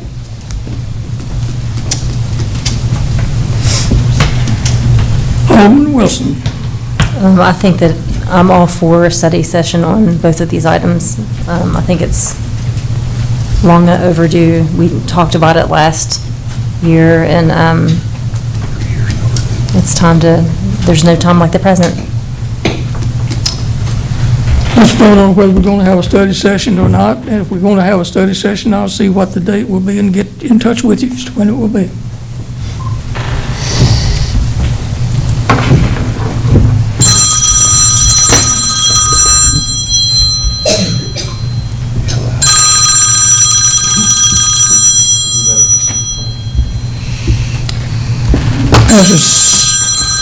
Passes 7-0. To have a study session, and I will be scheduling that. Item number 2483, request from Alderman Berry to schedule a study session to designate one or more study sessions to develop a comprehensive plan for nonprofit funding plan. The outcome of the study of the session will be the plan of allocating funds based on community goals, etc. And Alderman Berry, and second by Alderman Glick. And Alderman Berry, you might just talk about the differences in those two items. Yeah, the difference is, one, it's just the groups. So we fund organizations differently. Our hotel motel, the first one, that comes out of hotel motel tax. So when somebody stays at one of our hotels, there's a tax on that. We get some of the money back. That's tourism dollars. This one here is nonprofit allocations. This just comes from general fund money. And so it's really just, I did them separate because they are two separate conversations that we need to have. You think we could have them on the same night?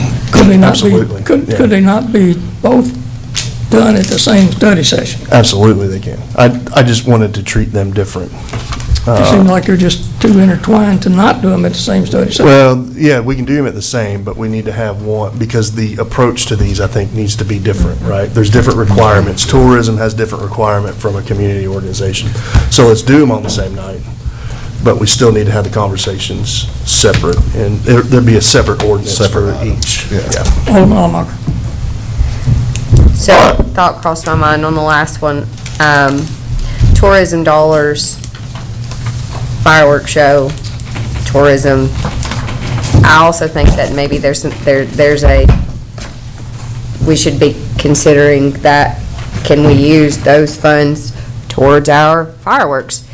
Just one thought, but the allocating funds on this, I'm fine with having a study session, I'm fine with you creating the criterion.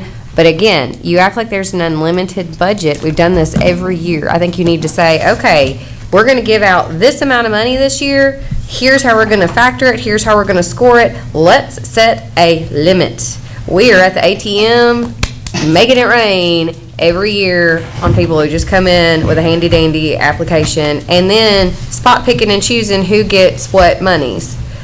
I just don't think it's right. Have a set budget. Focus on set needs, and, you know, since we're passing the budget tonight, this is why I'm bringing this up now, I think that needs to be factored into the budget. What is going to be our expenditure, and what are we going to cap it at? I think we should have a cap on this before we just go in and say, well, because, let me be honest with you, there are going to be a bajillion stories and reasons and things that are worthy of us giving them money. There's going to be more and more every year. There are worthy people doing worthy causes that I would give them everything I had. But we have to set a limit. Got to set a limit. Alderman Berry. Yeah, I think this is an example of what happens when you come in night of and read the agenda items, because that's exactly one for five. If you attack me again, for 5 years, I'm an advocate of getting rid of all of it. So To say that Come in I'm- and read it to the night say- of. To say that I'm looking at it as an unlimited budget is no. The entire purpose of this is for us to step back and stop doing as she said and pretend we're sitting in front of a strip club just throwing money out. You're just That's mad the that you're not going to whole- be the next mayor. Could you just shut up? Alderman Berry, Alderman Berry, I'm not here. Alderman Berry, Well, you're- his comments were too. Comment, are you first? We're good. Ready to vote? Call a vote.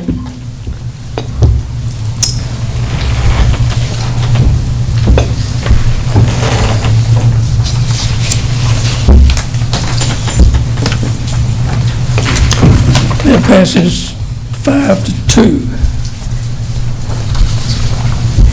So we will schedule at least one study session for this. You'll be advised. Going back to item number 6, ordinance number 1632, an ordinance of the city of Tullahoma adopting the annual budget and a tax rate beginning July the 1st, 2024, and ending July 2025. Need a motion from Barry, seconded by Glick. Alderman Barry, you recognize. So the reason that I had asked to have the budget moved last was because, and these still may not pass, but I wanted to see if there was an appetite at all.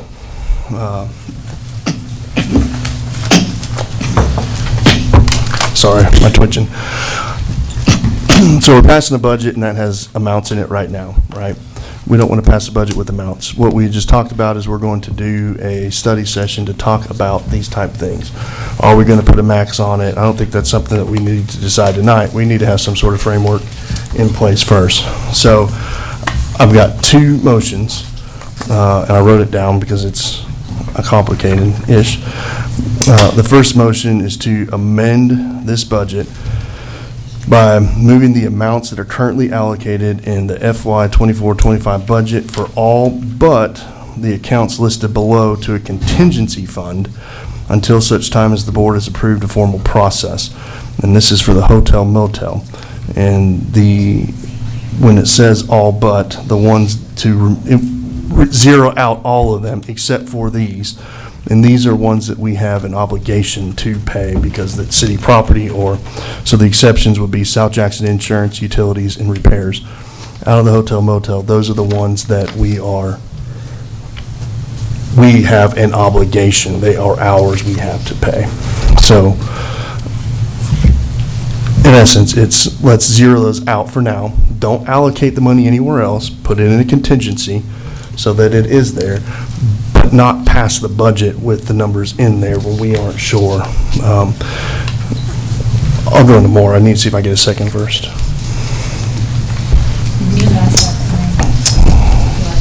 Sue has a question. Alderman Wilson, excuse me. Ms. Wilson, Finance Director, you're recognized. Can I ask why you're also doing the amendment for the South Jackson part, that you also include city beautification? Because that is money that the city maintains for beautification things, and we already have obligations, for example, in like maintaining downtown mowing. Yep, include that. That's something we're obligated to do, yeah. We have some. I was trying to hit the ones that are our like we have to do. Yeah. Do you have that written down somewhere that I can look at? I handed it if you can read my writing, it's not great. We have an amendment to the motion. We ask the city recorder to read the amendment so that we all understand it.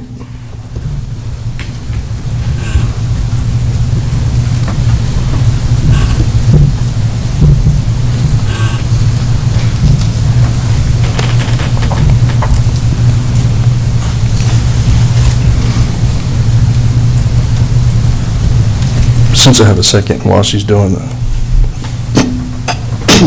As part of the discussion, this isn't, I'm not saying anybody panic and we're not going to give any amounts, right? So this is not saying that nobody needs to get in an uproar.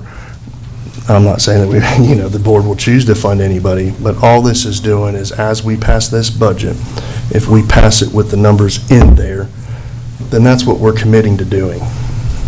And the thought is, let's figure out what we want to do before, to Alderman Allmarker's point, let's figure out what we want to do before we commit ourselves. City Administrator, read the amendment. Go ahead. You got a promotion. Move the amount currently allocated in the fiscal year 24-25 budget for all but the accounts listed below to a contingency fund until such time as the board has approved a formal process. The listed below was South Jackson Insurance, Utilities, and Repairs. And add the beautification.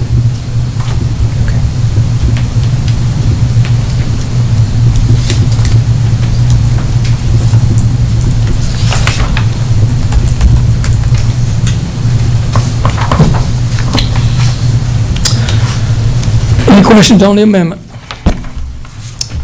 Ready to vote on the amendment?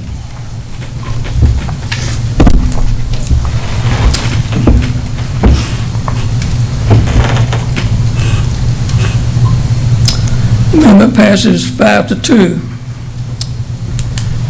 Now we're ready to vote on the original motion as amended. Alderman Berry, you recognize. So I'd like to make the same text, but this is for community organizations, except the following: senior citizens, senior center appropriations, utilities, and operating insurance. This is a longer list. The Baltz utilities, Baltz repairs, Baltz building is just how it was listed, South Central Human Resources, and the Tennessee Rehabilitation. And these are, again, ones that we are already obligated to pay. They are either our land or, like, there's the two state agencies. When we don't fund them, did I have the library? The library needs to be on there. The other two are state agencies that when we don't fund, their allocations are cut. And same premise as before. We're not saying we're not going to get, but let's not. That money goes to contingency, and if we decide that we want to hand that out, then we do, and how we want to do it. But let's get a process in place first. So this is another amendment to the original motion.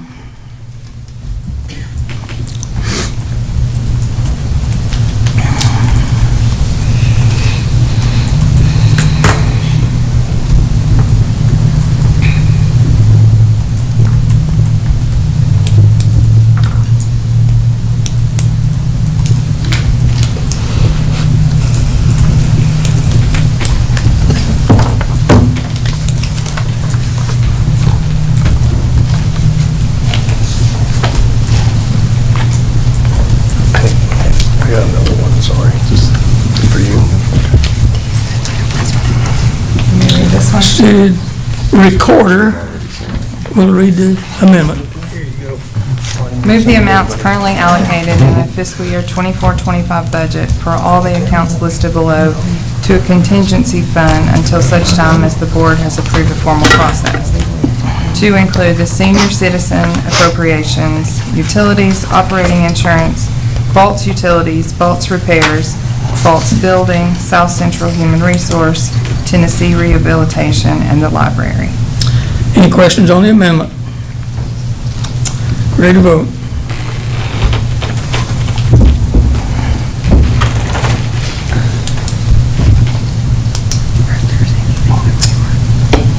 Passes 5-2.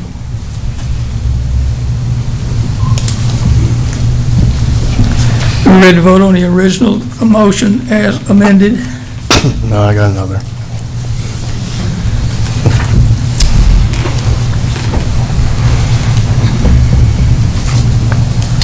Got another Amendment.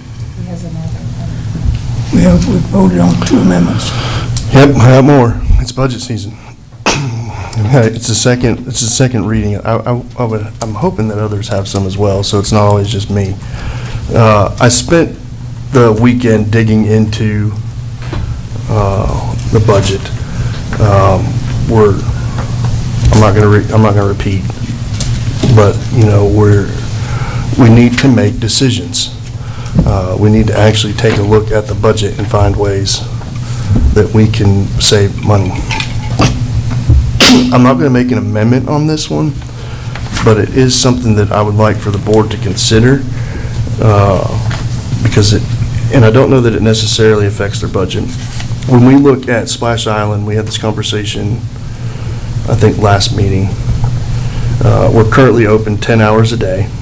Does everybody have one of these?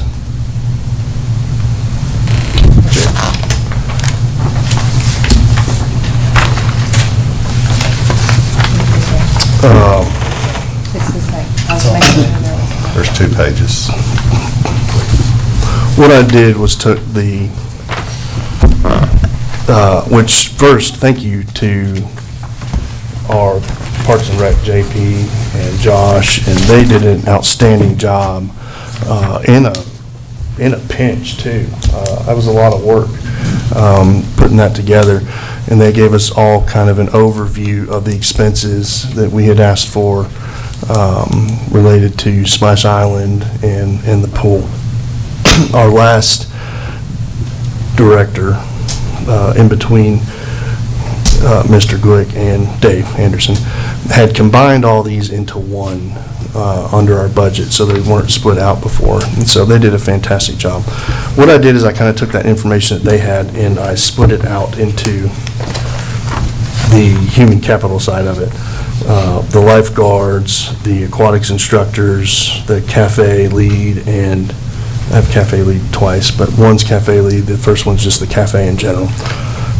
And it takes currently we're open from 10:30 a.m. to 8:30 p.m., 10 hours. And so what I kind of did, and I've got some questions out to look at, are we able to use our POS to pull numbers to see when are our busy times, when aren't our busy times, et cetera, et cetera. If we reduce, so each of these has our current hours opening and the adjusted hours. If we reduce by 2 hours each day from say Splash Island 10:30 to 6:30 p.m. I was out there, I drove by Sunday, I do every church, and there's like 30 people out there, 15 of those are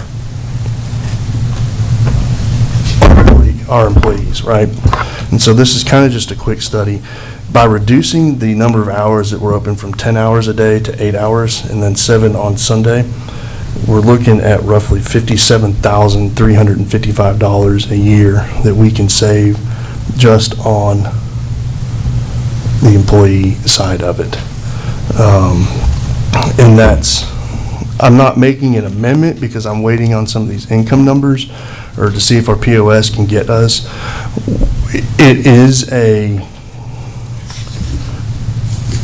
a quality of life thing, right? But if we can say, if there's 5 people using it, 20 people, 15 people using it, do we tax the rest of everybody else out there $60,000 for that?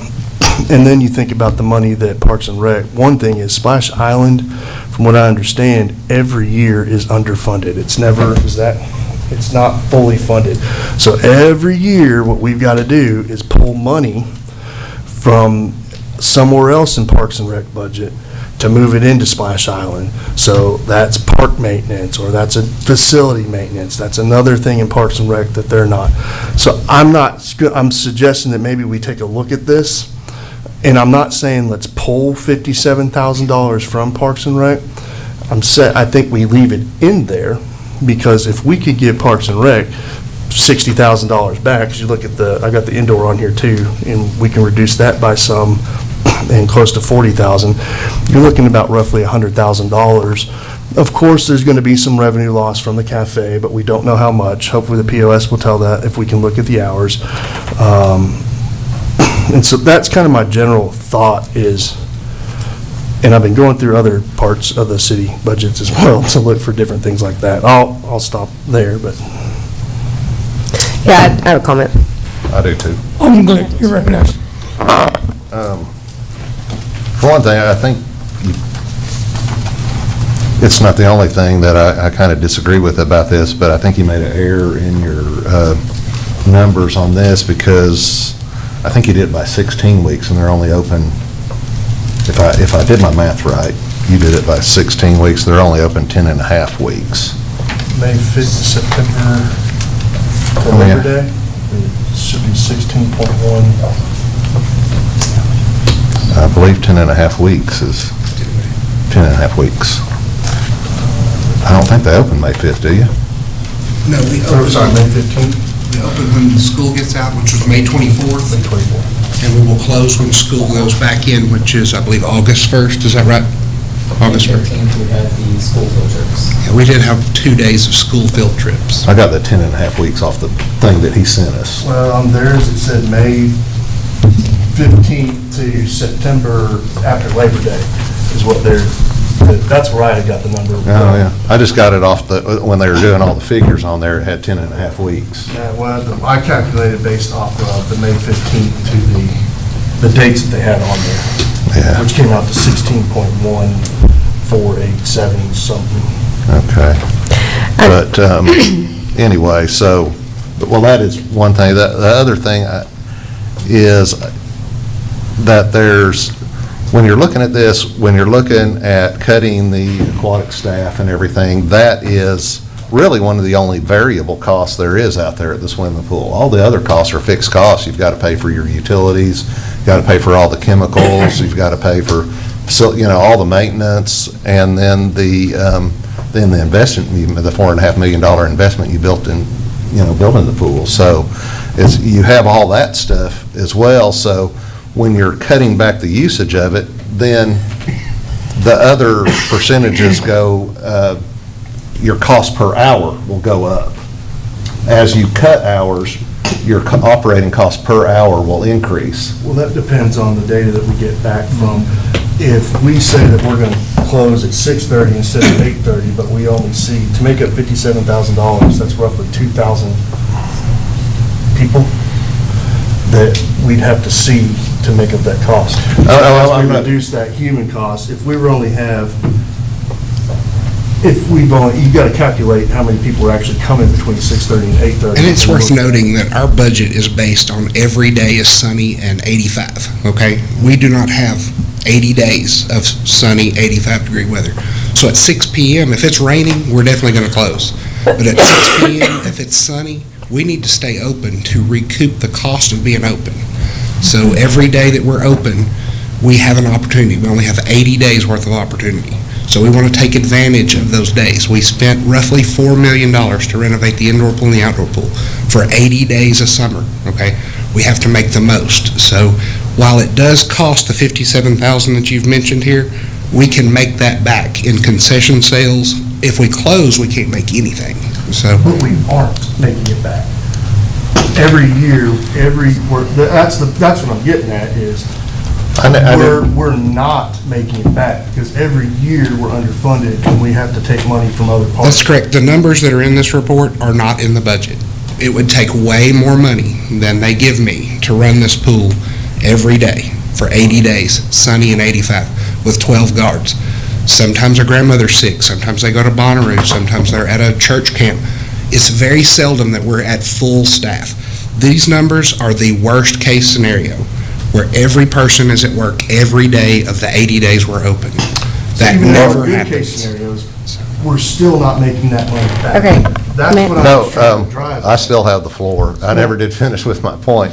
I think you misunderstood my point. I wasn't talking about the revenue that we'd make back. I'd say when you have a high fixed cost already and you just reduce the variable cost and reduce the hours, your per hour cost is going to increase. And I don't have my figures because I did not, but I did write down the results of that. And under the current system, and this will be a shocker to some people, but under the current schedule, the pool costs $450 an hour to operate.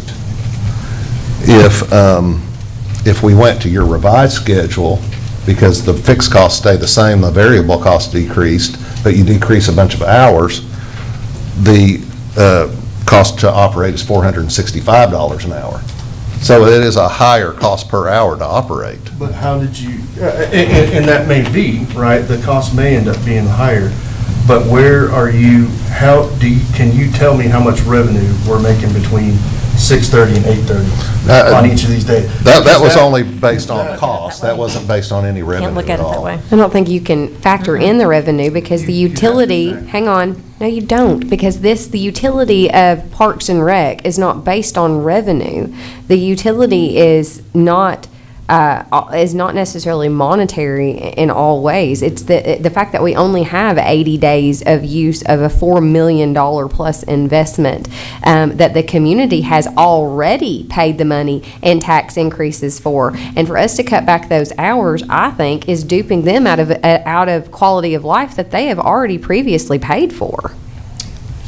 Alderman Wilson, you've been patiently waiting, recognize you. Thank you. I was going to say, to kind of That would be on another, if you add that. what Jenna said about, it's something that we've already invested in a quality of life issue. But, that's like saying, well, we could just close down any park and not maintain it, just to save some money. But that's, people, when they come to town, or people that live here and they want to go to the pool, if it's closed all the time, then what good is it going to do? And when you do have your fixed costs that are going to go into the treatments for the pool and such things like that, that's going to remain regardless of cutting back the hours of the pool, which is what Kurt was saying about that your costs actually to operate the pool are going to increase if you cut back the hours of the pool. And then there's also the other thing is that, we have lifeguards that, we currently, that work these hours. And I'm not so sure if we cut their hours back that we're going to have the staff that are, with the shortened hours. So I don't think that it would be wise to, something that we have such a large investment in, that brings such a quality to the community, that we would just look at cutting the hours back there. I mean, because in essence, we could cut back maintenance on any park or anything. Or anything. I mean, but those are services that we offer and that we've invested in. It's a great benefit for our kids and the community. I know that when I was growing up, that the pool was the biggest thing in my life and all of my friends, and it's a lot of kids that work at the pool and adults that work at the pool that's their first job, and it's more benefit than just that people swim there. I mean, it's Ma'am. Yeah, so two problems with this. First of all, just I think that your way of analyzing this is completely off base. But number two, closing at 6:30. Most people don't get off work till 4:30 or 5 o'clock. You're basically under assumption that the only people that use the pool are people who are teachers or students or kids who are out for the summer. There are a lot of people who enjoy going in the evenings when the sweltering heat has died down a bit, and can take their kids, or grandparents can sit out there and brave those temperatures or be able to enjoy the amenities. But number two, I think where we're really off base right now in this whole conversation is that we have bypassed what we are to be doing up here right now. We are governance. We are not operations. Operations is that man right there, honestly. And this man ought to be taking quick notes, from that man, because that's his everyday. That's his everyday. That's his everyday. Mr. Cole over there with the aquatics and the lifeguards and the training and knowing what's needed and knowing what the traffic is and now knowing what's going to bring more people in. If we need to bring more people in because we need to make more money, we need to tell that guy over there. We need to tell that guy right there. If there's an issue with the budgeting and you don't have enough money, actually, that's something you need to come to us because we need to make sure that you are funded better. That's where we come in. We don't need to be telling them how to do their jobs. And I feel like we've gotten into that even with this conversation. Alderman Gleek, you're recognized. I was going to say something very similar to what she said, not into that detail, but what I was going to say is I commend the work you did in looking, because we do need to look for ways to cut the budget and find ways to save money, and that's a lot of work you went to, and I commend what you did. So I'm not shooting it down at all, but I don't agree with it, but I think maybe the way we should look at it more, if we are in a notion of saving money, is we should set a dollar figure that we would like to save, or a percentage that we would like to save, communicate that with the city administrator and say, pass it down to your departments, you each need to cut 3% out of your budget or 4%, and let them decide where the best place to cut that money out of their budget is, where it would be least impact on the people. I think they would be the ones best suited to do that. And I remember when I was a department head, I think that I could find ways to save money that would hurt the least.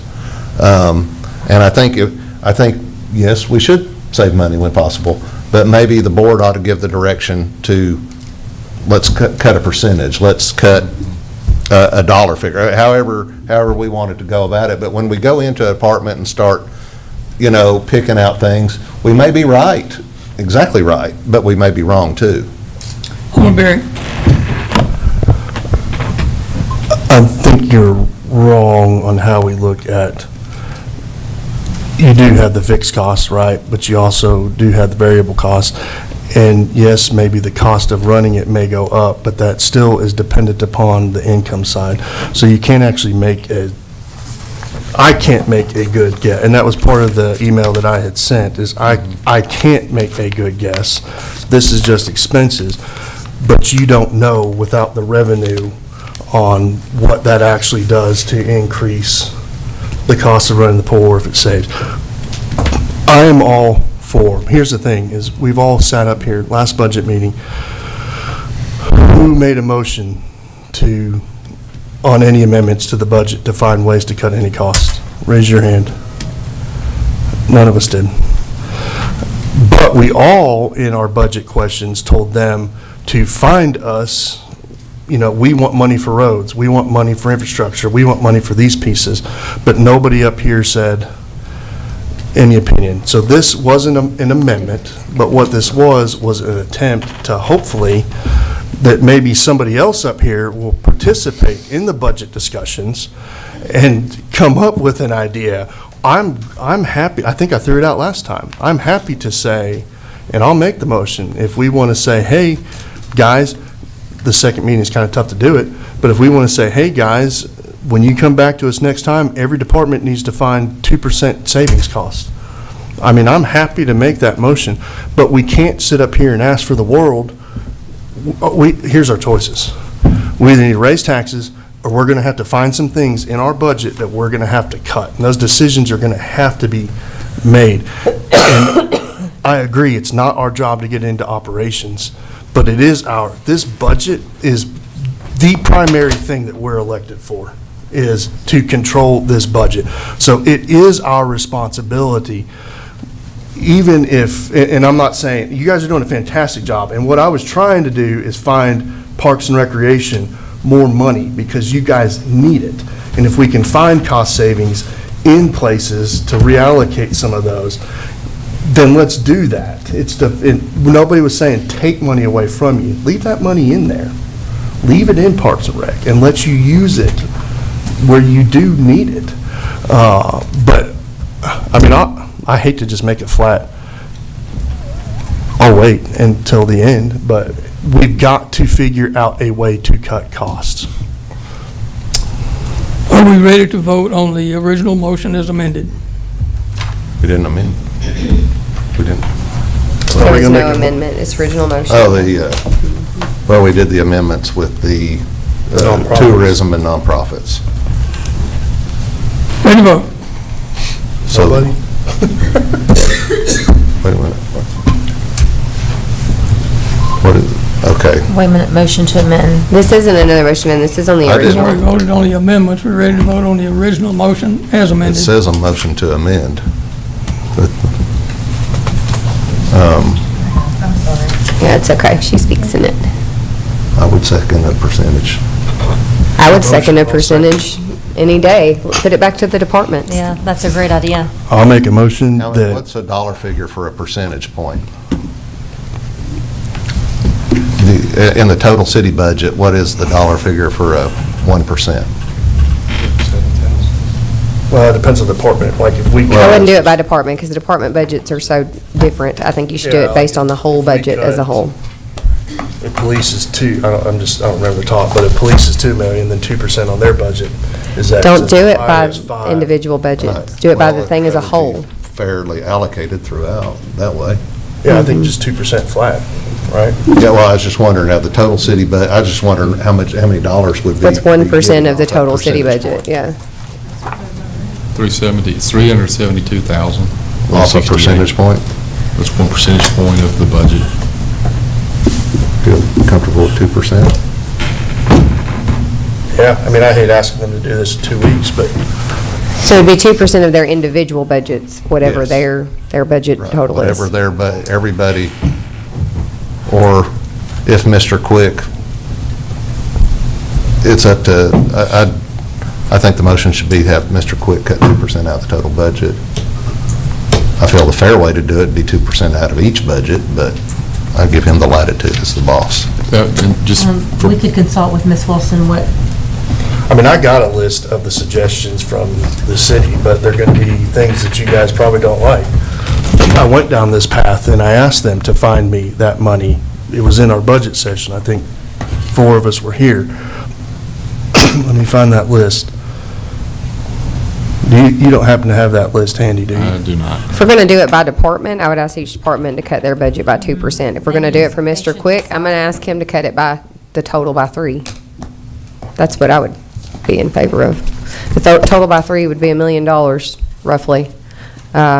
Each individual department could cut their own budgets by, or try to find a way to cut their own budgets by 2%. Either way. Let me see if I can find this email. And this was the suggestions that came back. Can I just bring up one thing? If we are preserving pay and benefits, this is a service business. We did not put equipment in here other than grant equipment. So when you talk about cutting 1% off the operating area is $183,000. It's going to be and we didn't give people much more this year. So you're really looking at probably programs. There really isn't a lot, a debt service is locked. You're looking at just your operating, taking $183,000 out of, per 1% out of your operating budgets. We can mow less. Basically, that's what you're saying. We've got $84,000 in mowing. And I'm not picking on parks, I'm just, okay. So they're going to be agonizing, okay, do we now mow less on those parks? What is the standard that the citizens are going to expect on that? What are they going to think when you don't? So I don't, that's why I'm not really sure where you want to go. There are so few things that you can, I mentioned, Alderman Berry has what I gave him before. Yeah, I'm trying to find it here. And I said Rock Creek, you won't like this one, Kurt. I said the Rock Creek concert. You spend a lot in one night that we get nothing back from. But that's still not going to fix our paving. It's not going to fix our deferred maintenance. This is the list that I came up with. And again, if it's a nice to have, must have should always come first, period. $6,000 to do the Arts Council, $9,000 in special events, not sponsor any events. $20,000 reduced parks and mowing times, $8,000 deferred soapbox derby, $40,000 reduced fireworks to the amount sponsored only, $30,995 remove our concerts and events, $6,500 remove forestry professional services, $2,500 reduce forestry operating supplies, $10,000 remove tree replacement, then $10,000 reduce the transfer to TAA, $15,000 delete TADC Tourism Cost Center, $15,000 delete TADC Downtown Cost Center, save $22,870 by capping the hotel motel tax at $150, and another $58,400 by capping other agencies at $50,000, which would bring to a total of $254,335. Most of it from Parks and Rec, it sounds like. I mean, that's the thing. I mean, we can just continue operating. It's not going to be me sitting here next year when we're looking down the barrel of tax rates, right? But it's going to happen if we don't start looking at, yes, these services and things that we do are awesome and they're great, right? But we also have to look what's more important. Our infrastructure is failing, infrastructure is falling apart. Stormwater is an issue. We do have money allocated for that. But our roads, we're still on a 45-year, if we pave your road today, it'll be 40 years before we come and pave your road again. And that's what you're paying taxes for. The extra and I'm just saying the pool, the extra 2 hours at the swimming pool, what percentage of the population actually uses that? What percentage of the people that come and visit, and I'm not knocking it at all, but what percentage of the people that come and visit the pool are actually from Tullahoma versus coming from other places? And those are the things that, and I'm just picking on that, so don't, I'm not picking on it, but we've got to start looking at, or not, I mean, we don't have to. We can just keep marching down the same road, but eventually it's going to bite somebody in the butt. It's going to bite the people sitting up here in the butt. It's going to be his problem next year and his problem next year. And, I just hate continuing to kick that can. But it was just an idea I was tossing, so I'll rescind my motion to cut 2%. And we'll just leave it how it is. Call the question.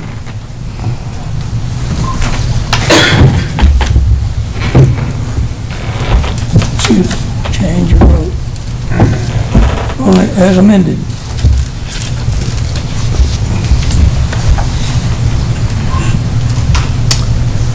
Passes 6-1.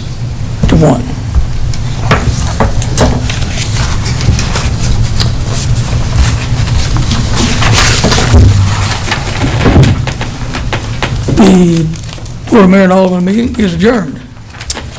And we're going directly into the beer board. Other comments for the beer board?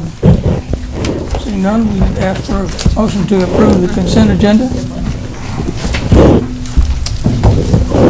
Motion from Glick, seconded by Barry. Questions on the consent agenda, ready to vote?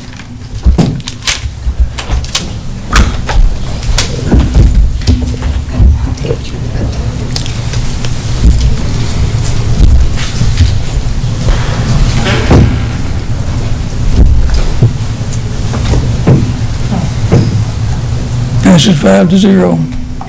That's up 6-0. There being no other unfinished business, we'll move into new business. Request to approve beer board application for a special event for the International Flying at the Beechcraft Heritage Museum on the old Shelbyville Highway. That's going to be on October the 16th to the October the 19th. Ms. Jody Curtis, again, will oversee the sale of the beer. Motion from Barry, seconded by Mann. Any questions on permit for the beach party? Not ready to vote.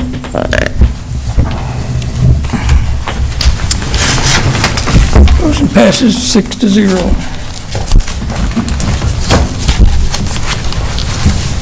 There being no other unfinished business and no other new business, the motion to adjourn is accepted. We are adjourned.